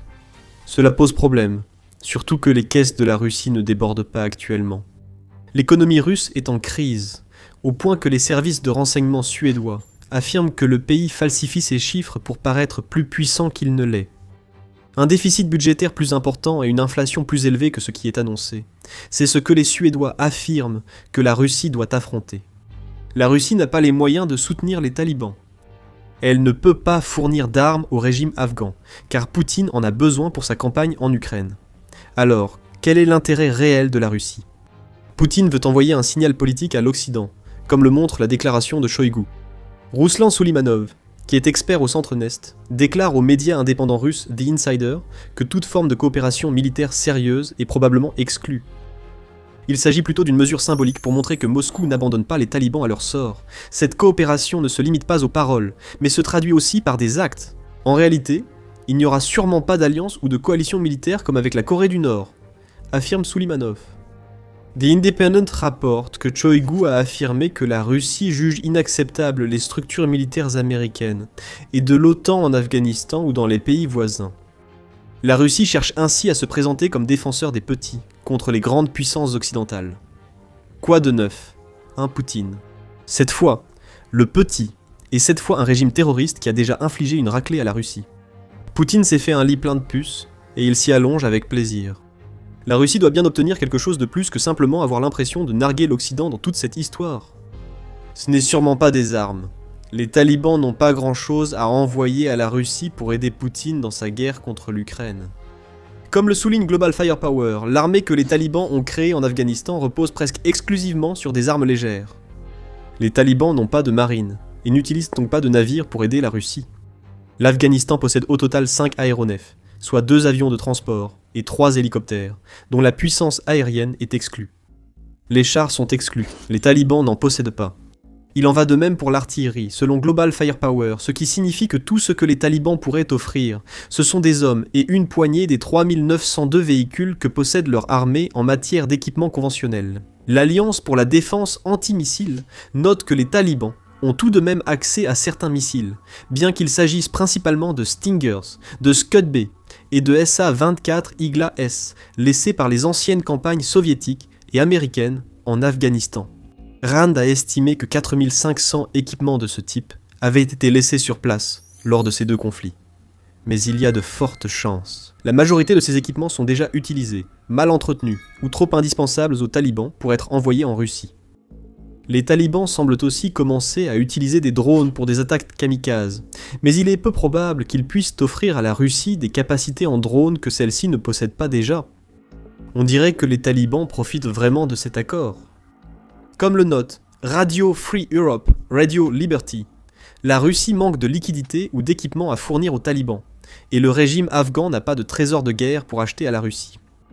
La croissance du produit intérieur brut, ou PIB, de 4,3%, observée en Afghanistan en 2025 est illusoire, car elle a été stimulée par le retour de citoyens dans le pays depuis le Pakistan et l'Iran. Le retour de plus de 2 millions d'Afghans devrait entraîner une baisse d'environ 4% du PIB national, selon la Banque mondiale. Avec cet accord, les talibans obtiennent une certaine légitimité géopolitique, mais pas beaucoup. Cela reste les talibans, et le groupe figure toujours sur la liste des organisations terroristes de la plupart des pays, mais il peut désormais prétendre avoir la Russie comme allié, non seulement sur le plan commercial, mais aussi sur le plan militaire. Pour revenir à la Russie, il y a au moins une certaine volonté de préserver sa puissance dans les régions d'Asie centrale et d'Extrême-Orient de la Russie. En particulier, la Russie cherche un pays capable de faire contrepoids à l'État islamique du Khorasan, qui a revendiqué un attentat terroriste dévastateur dans une salle de concert à Moscou, ayant coûté la vie à près de 150 personnes en mars 2024. Ce groupe reste actif en Russie. Il semble donc que Poutine cherche l'aide d'un groupe terroriste pour en combattre un autre. Il y a aussi le facteur d'influence. Après le retrait des États-Unis d'Afghanistan, la Russie tente de s'imposer dans la région et d'en profiter. Tout cela paraît encore bien dérisoire. La seule autre raison pour laquelle la Russie voudrait un tel accord serait que Vladimir Poutine espère envoyer des talibans comme main-d'œuvre, mourir sur le front en Ukraine. Il a déjà fait cela avec d'autres pays. La Corée du Nord a envoyé jusqu'à 15 000 soldats en Russie entre l'automne 2024 et la fin de 2025 selon le Conseil des Relations étrangères. Cependant, Les talibans ne sont pas beaucoup plus puissants en termes de main-d'œuvre qu'ils ne le sont avec leur équipement embarrassant. L'Afghanistan compte 75 000 militaires actifs et 90 000 membres des forces paramilitaires supplémentaires dont la plupart sont nécessaires pour aider les talibans à maintenir leur emprise sur le pouvoir. Les dictatures soutenues par l'armée ne survivent pas si elles envoient leurs meilleurs soldats mourir à l'étranger. Comme l'explique Alexei Zakharov, chercheur à la Fondation de recherche Observer en Inde, au journal The Independent, les talibans ne dirigent pas une version stable de l'Afghanistan. Les talibans font face à une instabilité grandissante dans le nord de l'Afghanistan et ne peuvent sécuriser la frontière sud avec le Pakistan, constate Zakharov, ajoutant que la Russie n'échangera probablement pas les armes envoyées à la Corée du Nord pour inciter les talibans à envoyer des soldats. Nous revenons à la signification réelle de cet accord, résumé en un mot. Désespoir. La Russie a signé un accord avec les talibans parce qu'elle ne peut pas conclure d'accords similaires ailleurs. C'est une histoire sur le déclin de l'influence géopolitique de Poutine et son impact sur la Russie. Nous expliquerons pourquoi, très bientôt. Nous faisons l'émission militaire pour expliquer comment le pouvoir se déplace vraiment, ou ici, comment il ne bouge presque pas. Si vous appréciez cette vidéo, assurez-vous de vous abonner pour ne rien manquer de ce que nous allons proposer ensuite. Voyons l'évidence. La Russie s'est tournée vers un vieil ennemi. Les relations géopolitiques évoluent sans cesse. Ennemis et amis échangent souvent leur rôle au fil de l'histoire. Cet accord entre la Russie et les talibans montre un président russe cherchant à redonner à son pays la gloire de l'ex-Union des républiques socialistes soviétiques en s'alliant à une organisation que l'Union soviétique avait tenté de détruire dans les années 1980. La guerre de 10 ans entre l'Afghanistan et l'Union soviétique a coûté à la Russie 15 000 soldats. Pour n'importe quelle autre nation, cela aurait été une humiliation suffisamment grande pour la dissuader de conclure un accord comme celui que la Russie vient de passer avec les talibans. Mais pour Poutine, 15 000 pertes représentent moins de la moitié de ce que la Russie subit en un mois en Ukraine en ce moment. Cela lui permet peut-être d'oublier plus facilement le passé. Ils ont humilié la Russie, d'une manière qui ne sera surpassée que par la campagne catastrophique de Poutine en Ukraine. Le fait que le dirigeant russe signe et vante désormais si facilement des accords de défense avec ce groupe en particulier est le signe à quel point la Russie a chuté sur l'échiquier géopolitique. Actuellement, la Russie accepte presque tout gouvernement, même fragile, qui lui est favorable. La Corée du Nord, c'était déjà grave.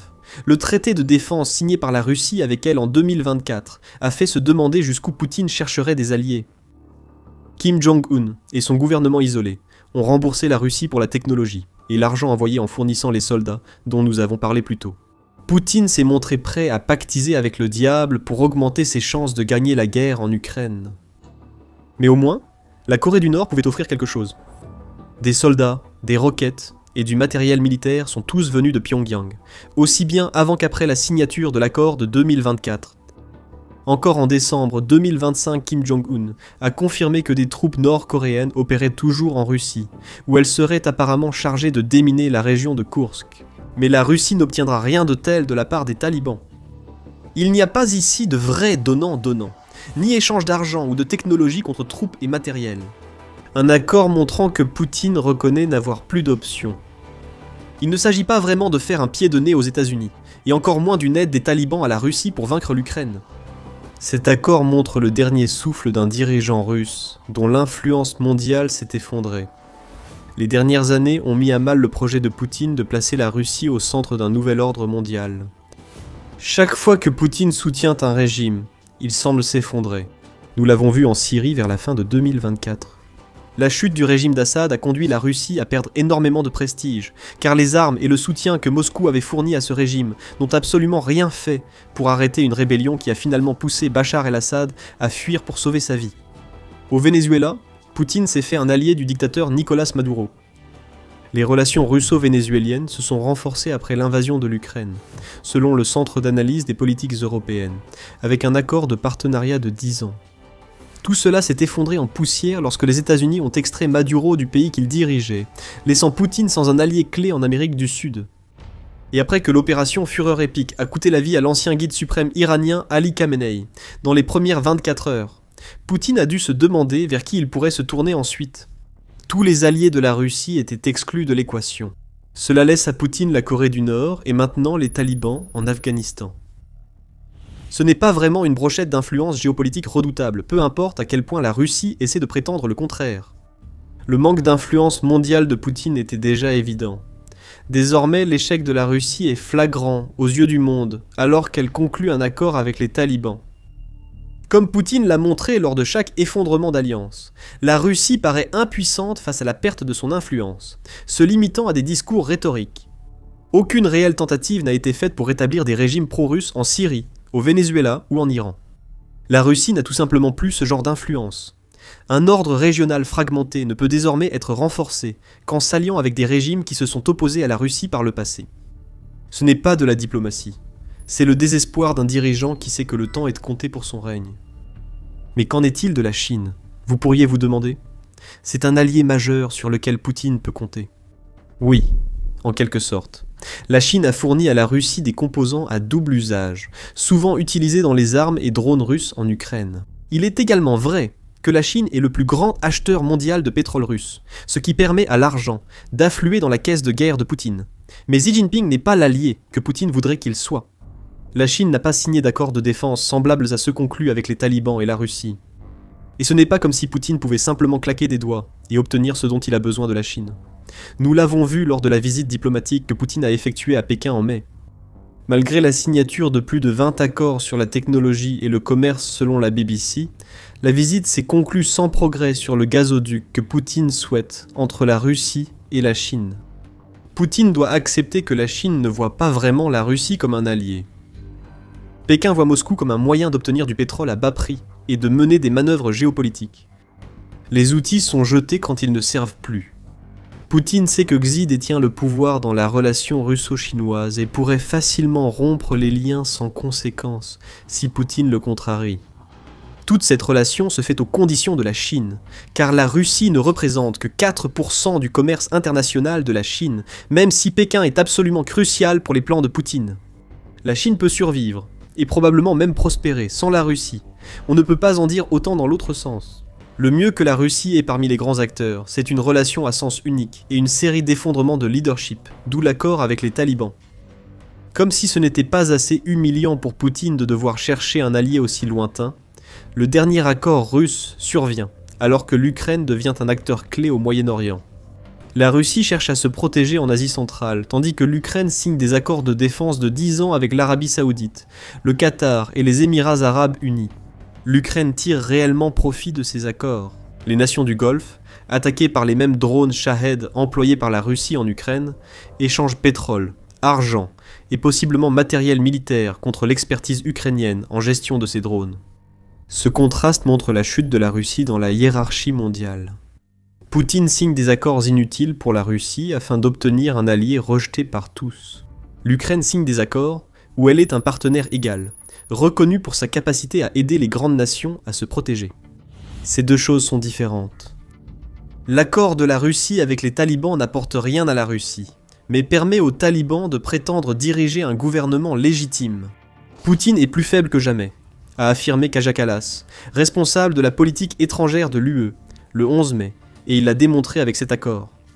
La Russie quémande des miettes sur la scène géopolitique, tandis que l'Ukraine a pris une place qu'elle n'était pas censée prendre. Les talibans ne sont pas un partenaire sérieux pour la Russie. Ils montrent simplement que la Russie est tombée si bas qu'elle pourrait ne jamais se relever. Et nous savons avec certitude que les talibans ne pourront rien faire pour aider la Russie à inverser la trajectoire qu'elle suit actuellement en Ukraine. Pendant que Poutine signe des accords avec des régimes isolés, l'Ukraine isole elle aussi de son côté. Alors qu'il concentrait toute son attention sur l'Ukraine, Vladimir Poutine n'a pas senti la lame effleurer lentement son dos. La lame est montée, lentement mais sûrement, jusqu'à ce qu'elle soit finalement enfoncée dans la colonne vertébrale du dirigeant russe.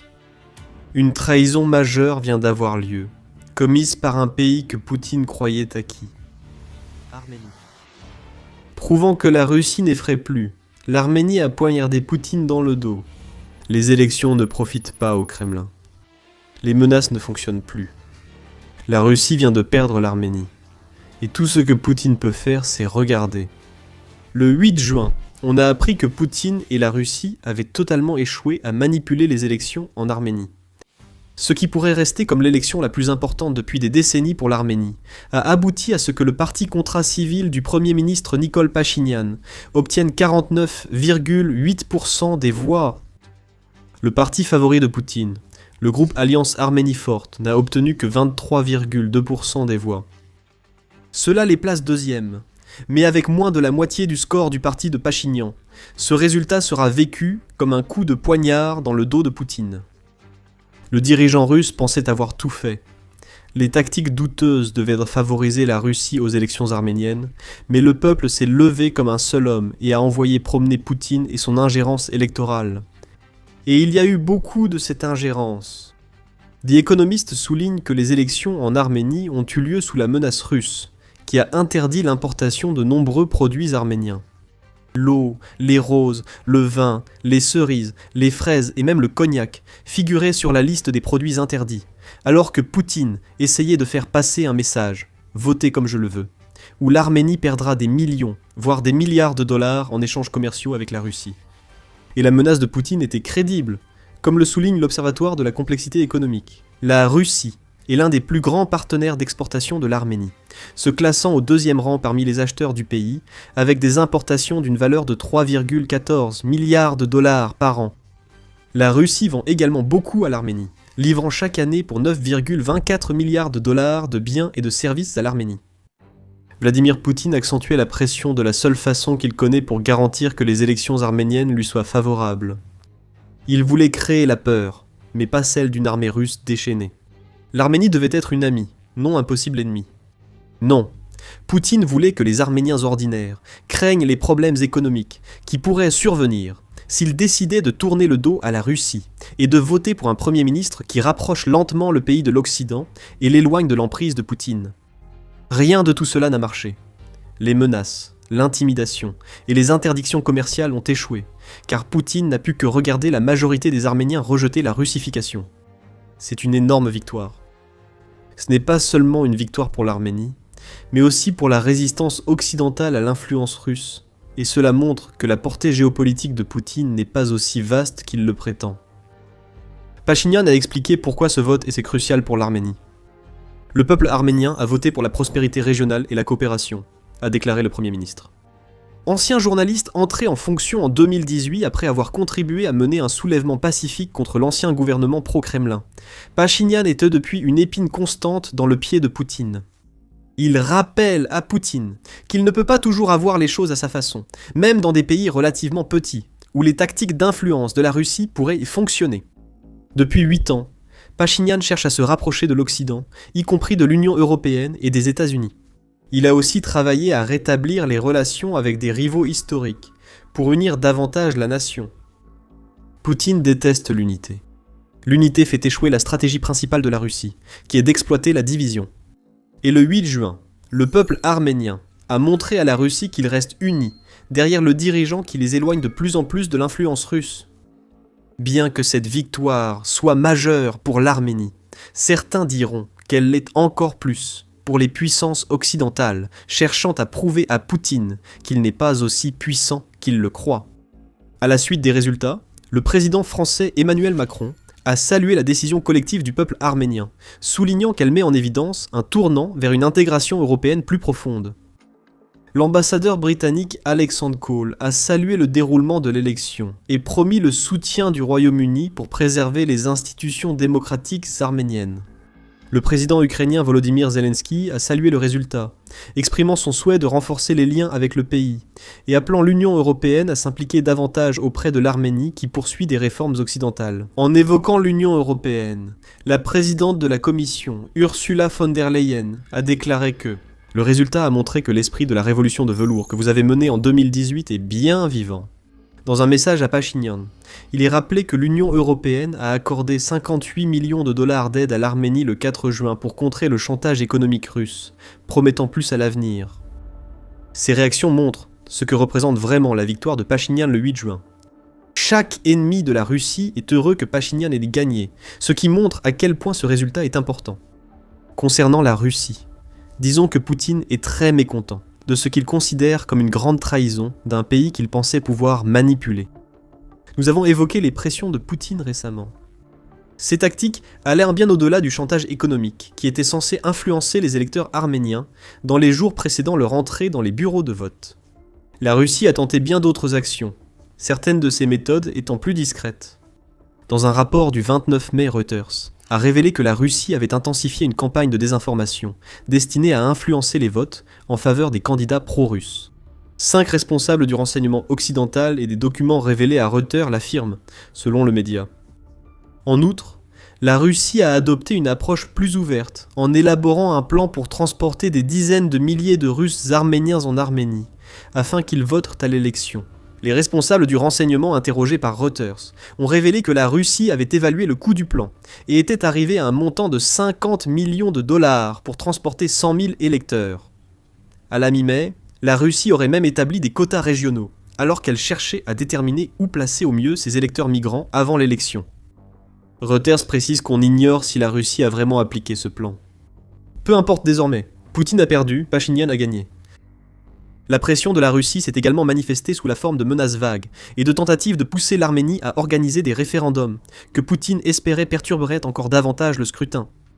Début avril, Poutine a publiquement averti l'Arménie qu'elle devait choisir entre l'Union européenne et la Russie. Mais il devrait être évident et honnêtement déclaré dès le départ qu'une adhésion à une union douanière à la fois avec l'UE et avec l'Union économique eurasiatique est impossible, a déclaré Poutine, dans un avertissement adressé directement à Pachinian. L'Union économique eurasiatique est un bloc économique peu structuré, réunissant l'Arménie, la Biélorussie, le Kirghizistan et le Kazakhstan. Créée en 2015, elle vise à favoriser le libre-échange et la libre circulation de la main-d'œuvre entre ses membres.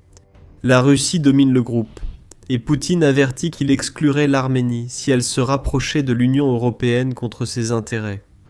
Rien de tout cela n'a marché. Le peuple arménien a envoyé un message clair à Poutine. Ils n'ont pas peur du grand tyran d'Europe. Si perdre l'accès à une union, pour en gagner une bien plus grande et plus solidaire, est le prix que l'Arménie doit payer pour tenir la Russie à l'écart de sa politique, alors le peuple du pays vient de montrer qu'il est prêt à le payer. Et puis il y a Samvel Karapetyan. Qui est-ce, me demanderez-vous? Le chef du parti Arménie Forte, pro-russe, est arrivé loin derrière en 2e aux élections, et il n'est pas content. Des crises de colère éclatent dans le manoir pro-Kremlin d'un homme prêt à devenir le toutou de Poutine. Mais d'abord, ceci est un rappel que vous regardez l'émission militaire. C'est précisément pour cette raison que nous réalisons ces vidéos, pour exposer comment le pouvoir évolue et pourquoi tout cela est important. Si ce que vous voyez vous plaît, n'oubliez pas de vous abonner pour ne rien manquer de nos prochaines vidéos. Après les élections en Arménie, Karapetyan a été interviewé dans son grand manoir, où il est assigné à résidence, après avoir été accusé d'avoir appelé au renversement du gouvernement. Karapetyan nie cette accusation. Maintenant qu'il a perdu l'élection, il va passer plus de temps à s'habituer aux murs qui l'entourent depuis des semaines. Karapetyan s'est emporté, qualifiant les résultats électoraux de honte, et affirmant que 70 membres de son équipe avaient été interpellés, et plus de 700 personnes arrêtées pendant l'élection. Ils ont mené des actions incompréhensibles le jour de l'élection. Jamais auparavant le dépouillement n'avait été interrompu avec une annonce de résultats repoussés au lendemain matin. Constatant la baisse de leurs résultats, ils ont stoppé le dépouillement, a déclaré le candidat malheureux. Il ne semble exister aucune preuve de ces allégations, ni de la fraude électorale que Karapetyan affirme désormais avoir eu lieu. Le chef du principal parti arménien pro-russe réclame l'annulation du résultat, espérant ainsi profiter à nouveau du chantage, de la désinformation et des votes de migrants organisés par la Russie. Poutine n'a pas beaucoup parlé, mais son porte-parole préféré, Dmitri Peskov, s'est exprimé au nom du dirigeant russe, en formulant de vagues allégations de violations lors des élections en Arménie. Sérieusement, Peskov, est-ce vraiment toi qui vas accuser un autre pays d'organiser des élections injustes? Tu vis en Russie sous Vladimir Poutine. Certes, cela veut dire que s'il y a bien quelqu'un qui sait à quoi ressemblent des violations électorales, c'est toi. La seule preuve de violation lors des élections en Arménie est que la Russie a passé des mois à tenter d'influencer le vote en sa faveur. Bien sûr, tout cela n'a aucun sens. Le Conseil de l'Europe indique que les électeurs arméniens ont eu un vrai choix entre les candidats lors des élections, malgré des circonstances difficiles. Malgré les arrestations et l'ingérence russe, le processus électoral lui-même a été régi par des lois et des règlements électoraux révisés, qui offrent une base solide pour des élections démocratiques, a déclaré le Conseil. Les économistes rapportent aussi que l'Organisation pour la sécurité et la coopération en Europe a jugé l'élection transparente et efficace. La réalité que Karapetyan doit accepter, c'est que s'allier avec la Russie lui a valu, à lui et à son parti, de graves ennuis. Aucun programme politique ni discours des aspirants dirigeants n'a suffisamment séduit le peuple arménien pour le convaincre de changer de cap, malgré l'action des agents de désinformation russes. Karapétian n'offrait qu'un nationalisme dépassé et promettait de renforcer les liens avec la Russie, alors que la majorité du pays veut l'inverse. Et une proposition étrange visant à créer un ministère du sexe pour lutter contre la baisse de la fertilité et garantir qu'aucune femme ne soit insatisfaite. Karapétian pensait que cette grande idée serait le moment clé pour le peuple arménien. Au final, ce fut un fiasco lamentable. La grande question maintenant est de savoir ce qui va se passer à l'avenir. Le peuple arménien a choisi, Pachinian reste en place. Il est important de souligner une chose, la Russie est meurtrie, mais elle va quand même essayer d'influencer la direction que l'Arménie prendra à partir de maintenant. Le Centre de politique européenne le souligne, notant que même si l'Arménie a voté pour l'Occident, elle ne peut toujours pas se détacher de la Russie. Du moins, pas immédiatement. Pachinian a remporté un peu moins de 50% des voix, ce qui est en dessous de la majorité des 2/3 dont il a besoin pour modifier la constitution de l'Arménie, laissant ainsi la porte ouverte à une exploitation par la Russie. Cela signifie aussi que Pachinian ne peut pas retirer les revendications vagues sur le Haut-Karabakh dans cette constitution, ce qu'Azerbaïdjan exige pour signer un traité de paix avec l'Arménie. La Russie reste également un partenaire commercial important pour l'Arménie, et Poutine essaiera probablement de s'appuyer encore davantage sur ce fait pour rendre les premiers mois du nouveau mandat de Pachinian plus difficiles qu'ils ne devraient l'être. Mais même si ces défis ne peuvent pas être ignorés, le coup de poignard dans le dos de Poutine semble si profond, parce que le dirigeant russe sait que les vents du changement arrivent pour l'Arménie. Nous avons mentionné l'Azerbaïdjan. Cette nation, comme la Turquie, a une relation tendue avec l'Arménie, alimentant ainsi le Kremlin. La Russie prospère grâce au mécontentement et à la division. Elle adore le chaos qui naît lorsque les nations sont en désaccord, car ce chaos crée des opportunités. Ce chaos pourrait s'estomper lentement dans les prochaines années. Aucun accord de paix entre l'Arménie et l'Azerbaïdjan ne sera signé tant que l'Azerbaïdjan maintient sa condition principale. Comme le souligne la Fondation Carnegie, il faut saisir dès maintenant les opportunités d'intégration avec l'Occident. Le sommet de l'OTAN en juillet à Ankara permettrait à la Turquie d'organiser une rencontre entre l'Arménie, l'Azerbaïdjan, la Turquie et des puissances occidentales comme les États-Unis, ouvrant la voie à un possible dégel. Que le commerce reprenne et que la population circule, déclare la Fondation, estimant que la victoire de Pachinian rapproche la normalisation nécessaire en Arménie pour réduire l'influence russe. C'est exactement le type de manœuvre que Poutine détesterait, mais elles n'auront pas lieu tout de suite. Ce qui est au plus immédiat, c'est que l'Arménie a indiqué qu'elle souhaite consolider son éloignement de Poutine et de sa politique perverse. Pachinian l'a même souligné dans son discours. En déclarant que les Arméniens avaient voté pour la paix, la prospérité et la coopération régionale, le Premier ministre arménien a ajouté « J'espère que la Turquie et l'Azerbaïdjan répondront positivement. » On voit clairement que les priorités de Pachinian ne vont pas à Poutine. Pachinian bénéficie également d'un soutien direct du président américain Donald Trump, qui selon The Guardian a qualifié le premier ministre arménien de grand ami et de leader. Tous ces éléments sont de mauvais signes pour la Russie. Le coup le plus dur pour Poutine serait que l'Union européenne accepte l'adhésion de l'Arménie.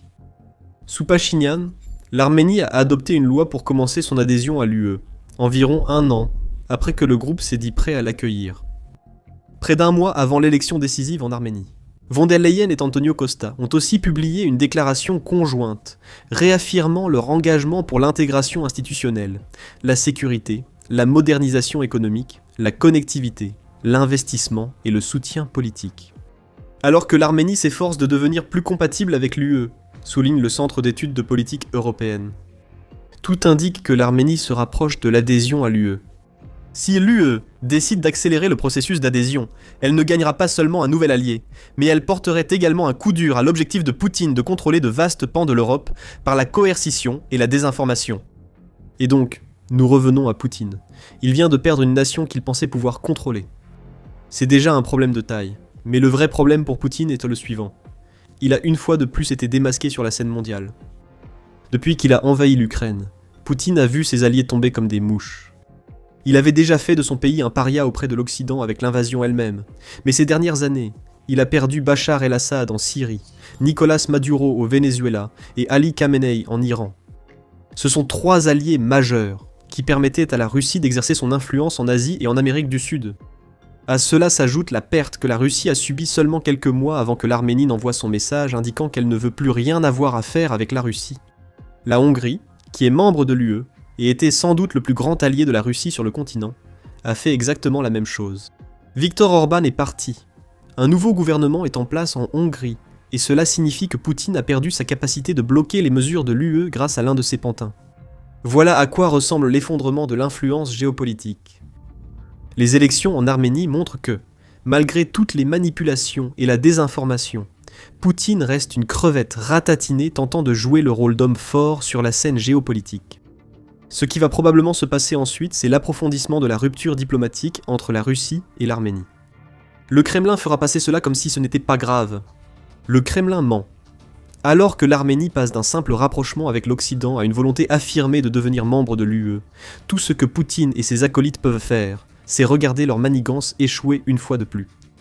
Avant l'invasion de l'Ukraine, un tel effondrement aurait été impossible à prévoir, mais Poutine a révélé son vrai visage, et d'anciens alliés deviennent des ennemis. L'Arménie vient de lui montrer pourquoi cela compte. Un pays allié commercial et tampon diplomatique de Poutine vient de dire à la Russie où se le mettre. La peur a disparu et Poutine le sait. Il regarde en temps réel la dépendance de l'Arménie envers la Russie depuis l'ère post-soviétique s'effriter. Tout cela, de la perte de l'Arménie à l'effondrement de l'influence géopolitique de Poutine ailleurs, est une conséquence directe de la guerre en Ukraine. Poutine s'est trop concentré sur son invasion, ce qui signifie qu'il a perdu la main ailleurs, et cela ne va pas changer. Quelque chose de sombre et de dangereux se passe à la frontière entre l'OTAN et la Russie. Même si ses troupes meurent en masse dans une guerre contre l'Ukraine que la Russie a déjà perdue, Poutine essaie de se préparer à ce qui va suivre. Le prétendu empereur se prépare à un affrontement avec l'OTAN, et l'action de la Russie sur le flanc et de l'OTAN révèle ce qu'il a en tête. On suppose que la stupidité n'a pas de limite. Une armée russe dégradée est en train d'être préparée pour la prochaine guerre que Poutine va perdre, alors que la folie du dirigeant russe s'accentue. C'est de la folie. Mais les actions insensées sont devenues la norme pour un président russe, désormais plus soucieux de son héritage que de son pays. La Russie intensifie ses actions à ses frontières avec des pays de l'OTAN, comme le montrent les images satellites. Selon un rapport du 10 juin, la chaîne suédoise SVT indique que la Russie construit des casernes pour des milliers de soldats, des dépôts de munitions, des installations de stockage et de longues rangées de véhicules militaires le long de sa frontière avec la Finlande. L'analyse a été effectuée, et les chiffres sont là. La Finlande prévoit que la Russie déploie 80 000 soldats à sa frontière. C'est une hausse considérable comparée aux 20 000 soldats que la Russie avait auparavant à cette frontière, affirme le chef de l'armée finlandaise, Pasi Velimäki. Et c'est un signe que Poutine fait quelque chose qu'il ne devrait pas faire, en se préparant à la guerre qui viendra après l'invasion de l'Ukraine. C'est de la folie, car la Russie est encore engagée dans un conflit qui affaiblit ses forces armées chaque jour. Et pourtant, la Russie essaie toujours de se présenter comme une puissance intimidante capable de mettre l'OTAN à genoux. En tout, SVT affirme que la Russie semble prévoir de déployer un total de 8 divisions de soldats, à proximité de la Suède et de la Finlande, qui sont toutes deux devenues membres de l'OTAN depuis que Poutine a lancé son invasion contre l'Ukraine. Cela pourrait être un avertissement à la Suède et à la Finlande pour qu'elles réduisent leur soutien à l'Ukraine et leurs activités dans l'OTAN. Mais il y a plus. Le renforcement des infrastructures sur cette partie de la frontière de l'OTAN n'est pas tout ce que Poutine ordonne. Un autre rapport de la NRK norvégienne indique que la Russie prépare aussi des infrastructures pour héberger 17 000 soldats supplémentaires près de la Norvège. Encore une fois, les images satellites racontent l'histoire d'un énorme renforcement russe sur l'ensemble du flanc et de l'OTAN. Les rapports sont semblables. De vastes forêts et d'anciens bâtiments sont détruits, pendant que la Russie prépare des espaces pour de nouvelles casernes, équipements, véhicules et entrepôts. La base spécifique en question est celle qui se trouve la plus proche de la Norvège, et elle est en train d'être aménagée pour accueillir 17 000 soldats qui ne sont pas encore présents. Ces forces combattent en Ukraine, mais encore une fois Poutine se prépare. Il veut que toute l'Europe sache à quel point la Russie est une menace. La réponse de la Norvège a été de mettre en place la brigade du Finnmark, qui sera composée de 5 000 soldats. Cependant, cette brigade ne sera pleinement opérationnelle qu'en 2033. Une réponse faible. En apparence seulement, mais l'OTAN fait bien plus que cela pour se préparer à ce que Vladimir Poutine projette sur son flanc oriental. NRT souligne que l'armée active de la Russie compte désormais 1,5 million de soldats, dont beaucoup servent actuellement en Ukraine, ou attendent en réserve pour être déployés dans le pays. Malgré cela, Vladimir Poutine prend la décision insensée de préparer une guerre au-delà de celle en cours. Le dirigeant russe part toujours du principe que la victoire de la Russie en Ukraine est inévitable, et il suppose également qu'il sera encore en vie pour affronter l'OTAN, malgré ses 73 ans. Rien de tout cela n'est garanti, loin de là. L'analyse des infrastructures révèle les intentions de Vladimir Poutine. La Pravda détaille dans son rapport où la Russie bâtit de nouvelles infrastructures à la frontière de l'OTAN. Les casernes et regroupements liés à la Norvège sont en construction à Pachenga, à environ 10 km de la Laponie. À la frontière finlandaise, la Russie construit à Petrozavodsk et Sapanoï. Un phénomène similaire se produit à Kirillovskoye, à 70 km de la frontière finlandaise, ainsi qu'une expansion de la base russe déjà présente à Kandalaksa, sur la mer Blanche.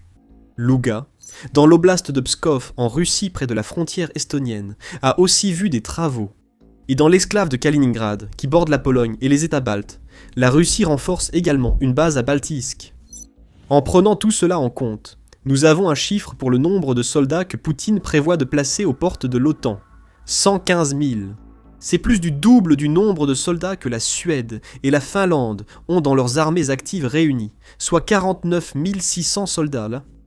Même si l'on ajoute les 33 440 soldats actifs de la Norvège, cela ne suffit toujours pas à constituer une force équivalente pour faire face à ce que Poutine essaie de rassembler aux frontières de ces trois nations. Ces trois nations, ainsi que les États baltes et la Pologne, se méfient de ce que la Russie semble préparer. Ils ne pensent pas que ce qu'ils voient soit l'aboutissement d'une simple menace en l'air proférée par la Russie. Thomas Nielsen, chef du renseignement militaire suédois, résume l'état d'esprit. C'est une menace à prendre au sérieux.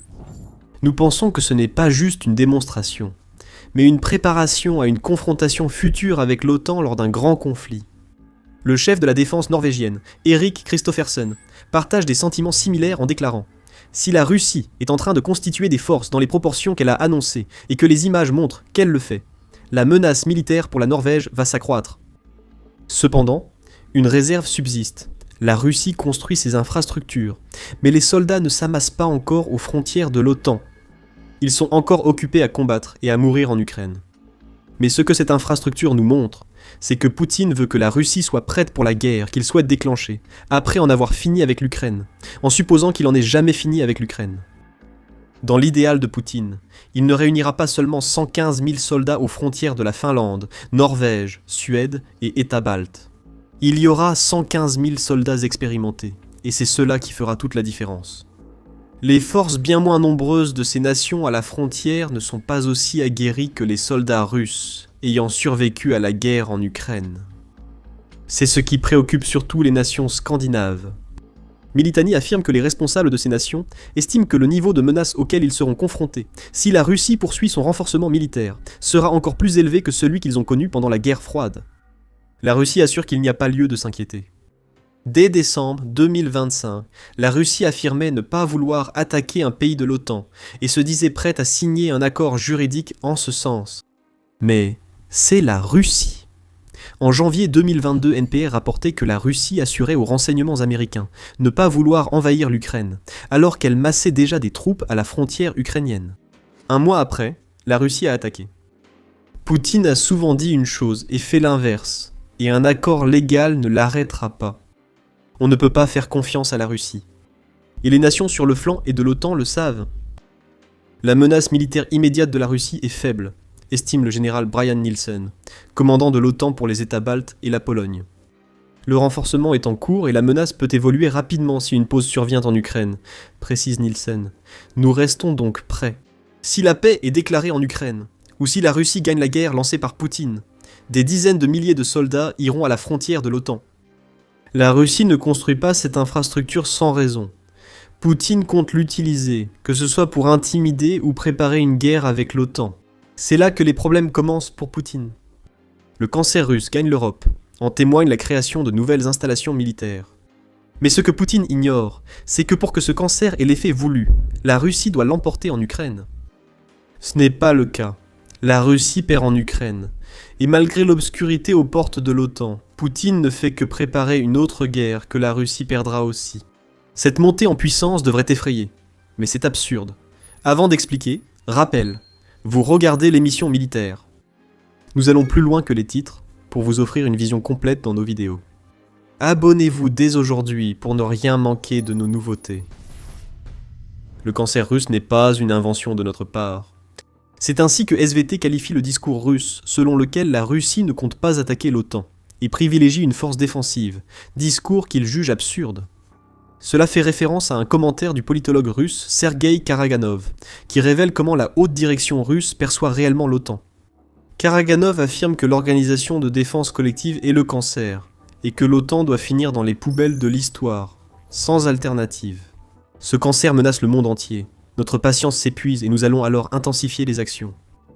C'est une menace directe.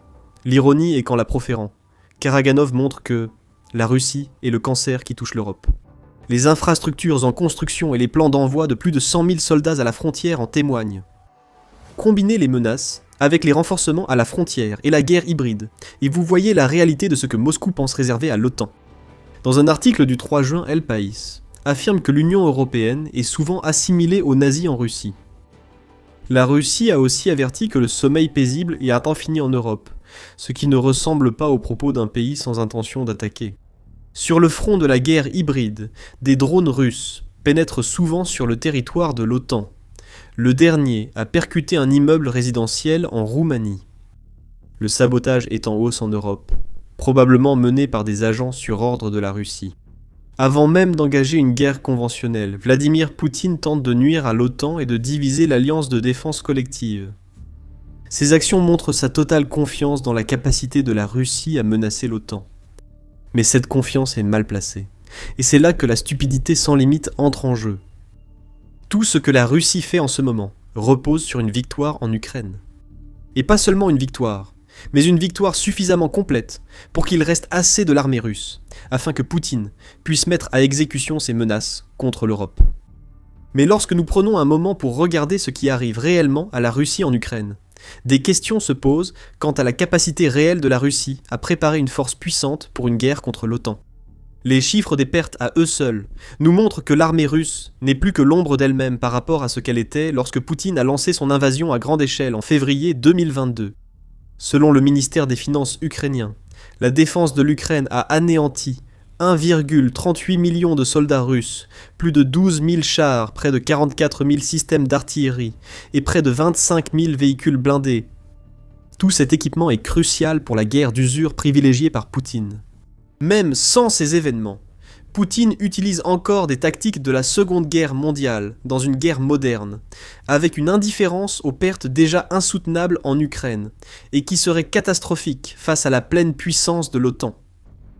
Poutine compte toujours sur la résistance du mythe de l'endurance russe.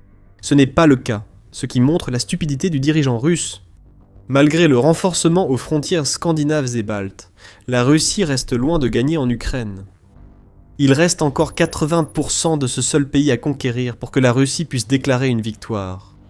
Et en 2026, l'Ukraine est passée à l'offensive dans des endroits clés, au point que la Russie a connu plusieurs mois de perte nette de territoire. En mai, l'Institut pour l'étude de la guerre a révélé que l'Ukraine avait pris l'avantage ce mois-là, à hauteur de 281,1 km² si l'on ne compte que le territoire que chaque camp peut réellement revendiquer comme étant sous son contrôle. Ce ne sont pas le genre de chiffres que l'on devrait voir du côté censé gagner la guerre. Au mieux, la Russie a été contrainte à faire du surplace en Ukraine.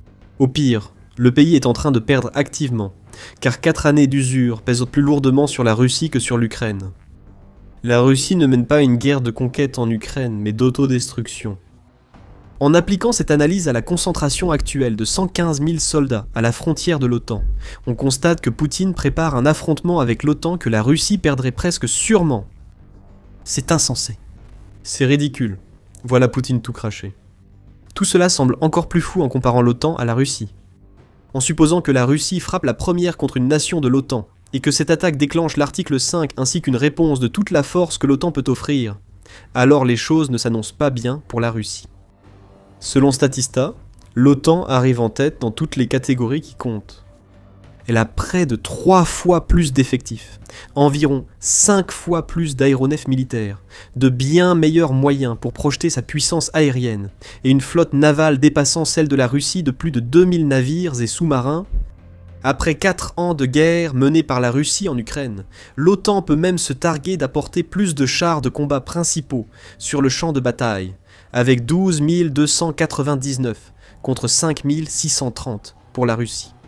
Encore une fois, l'OTAN l'emporte dans la bataille des chiffres. Les principales hypothèses sont que l'OTAN utilisera tout son arsenal contre la Russie, et que les États-Unis seront très impliqués dans une future guerre, bien que rien ne soit garanti. Les États-Unis, en particulier sous le président Donald Trump, ont affirmé qu'ils pourraient se retirer de l'OTAN. Des tensions persistent à l'OTAN, malgré les efforts d'apaisement de l'ambassadeur américain auprès de l'OTAN, Matthew Whitaker, le 11 juin. Il a affirmé que les États-Unis ne comptent pas quitter l'OTAN, mais attendent une hausse des dépenses de défense et plus d'efforts européens pour leur propre sécurité. Si l'on peut supposer que les États-Unis s'impliqueraient, alors le rapport de force semble solide. Même si l'OTAN ne consacre pas toute sa force à la guerre contre la Russie, elle pourrait se contenter d'utiliser entre un tiers et la moitié de ses moyens pour créer un rapport de force égal. C'est une mauvaise nouvelle pour Poutine. Mais ces chiffres ignorent l'impact de la guerre en Ukraine sur la puissance militaire russe.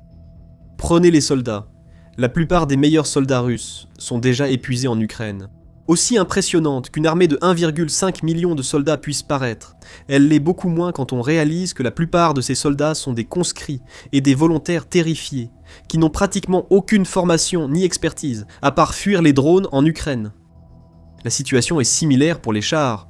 Environ 5000 chars russes proviennent des stocks soviétiques, complétés par peu de chars modernes, déjà vulnérables aux drones et armes anti-chars en Ukraine. C'est le grand problème de Poutine. Renforcer ses forces sans base solide expose le dirigeant russe à une nouvelle défaite après son humiliation en Ukraine. Il reste encore 80% de l'Ukraine à conquérir. Avec l'avancée actuelle, négative, de la Russie, même les petits-enfants de Poutine ne vivraient pas assez pour voir une victoire dans cette guerre, encore moins une attaque contre l'OTAN. Et au milieu de tout cela, ce n'est pas comme si l'OTAN ne se préparait pas de son côté. Elle a lancé l'initiative du siècle de l'Est, qui renforce les capacités terrestres, aériennes, maritimes, spatiales et cybernétiques sur tout le front, menacé par le renforcement militaire de la Russie de Poutine. Cette initiative reflète un passage du contrôle aérien à une posture purement défensive, affirme l'OTAN, ce qui signifie en gros que l'OTAN sera prête pour la bataille aérienne que la Russie tentera d'engager. En Baltique, Estonie, Lettonie et Lituanie coopèrent via l'initiative pour la ligne de défense balte. Principalement composée de défenses frontalières comme des dents de dragon, des clôtures et des fortifications, cette ligne ne suffira pas à protéger les États baltes s'ils doivent affronter la Russie seuls. Mais ce n'est pas l'objectif. Cette ligne vise à ralentir la Russie pour que l'OTAN ait le temps de réagir à une invasion. C'est aussi un signal pour Poutine qu'il ne surprendra pas l'OTAN comme il pensait surprendre l'Ukraine. Alors que nous tournons cette vidéo, on apprend le 11 juin via RBC Ukraine que l'OTAN discute en urgence du renforcement de la défense contre les drones après la frappe russe en Roumanie mentionnée plus tôt. Ces initiatives pourraient lancer la guerre européenne des drones, construite avec l'aide de l'Ukraine, et intégrant l'actuel ennemi de la Russie dans un conflit anticipé par Poutine. Poutine, tu mènes ici un combat perdu d'avance. Ne sous-estimons pas l'importance de créer des infrastructures pour accueillir 115 000 soldats sur le flanc est de l'OTAN. La Russie se prépare clairement à combattre. Bien que son président assure que la Russie n'envahira pas un pays de l'OTAN, il se passe quelque chose de sombre à la frontière russo-OTAN. Cependant, ce que Vladimir Poutine souhaite et la réalité sont deux choses très différentes. La Russie perd activement du terrain en Ukraine et n'est pas plus proche de s'emparer du pays qu'elle ne l'était il y a 4 ans. L'OTAN se renforce, était déjà plus grande et plus puissante que la Russie, et prépare activement sa propre défense. Poutine s'apprête à plonger son pays dans une nouvelle guerre. Voilà à quoi ressemble vraiment la stupidité. La guerre que Poutine veut est une autre qu'il va perdre. Vous souhaitez en savoir plus sur les préparatifs de défense du flanc oriental par les nations de l'OTAN? Nous avons la vidéo idéale pour vous. Des défenses frontalières se construisent et l'OTAN crée de nouveaux commandements pour contrer la menace russe. Découvrez ces deux initiatives et plus dans notre vidéo. Si vous l'avez aimé, abonnez-vous et regardez d'autres vidéos de l'émission militaire. Merci de votre attention.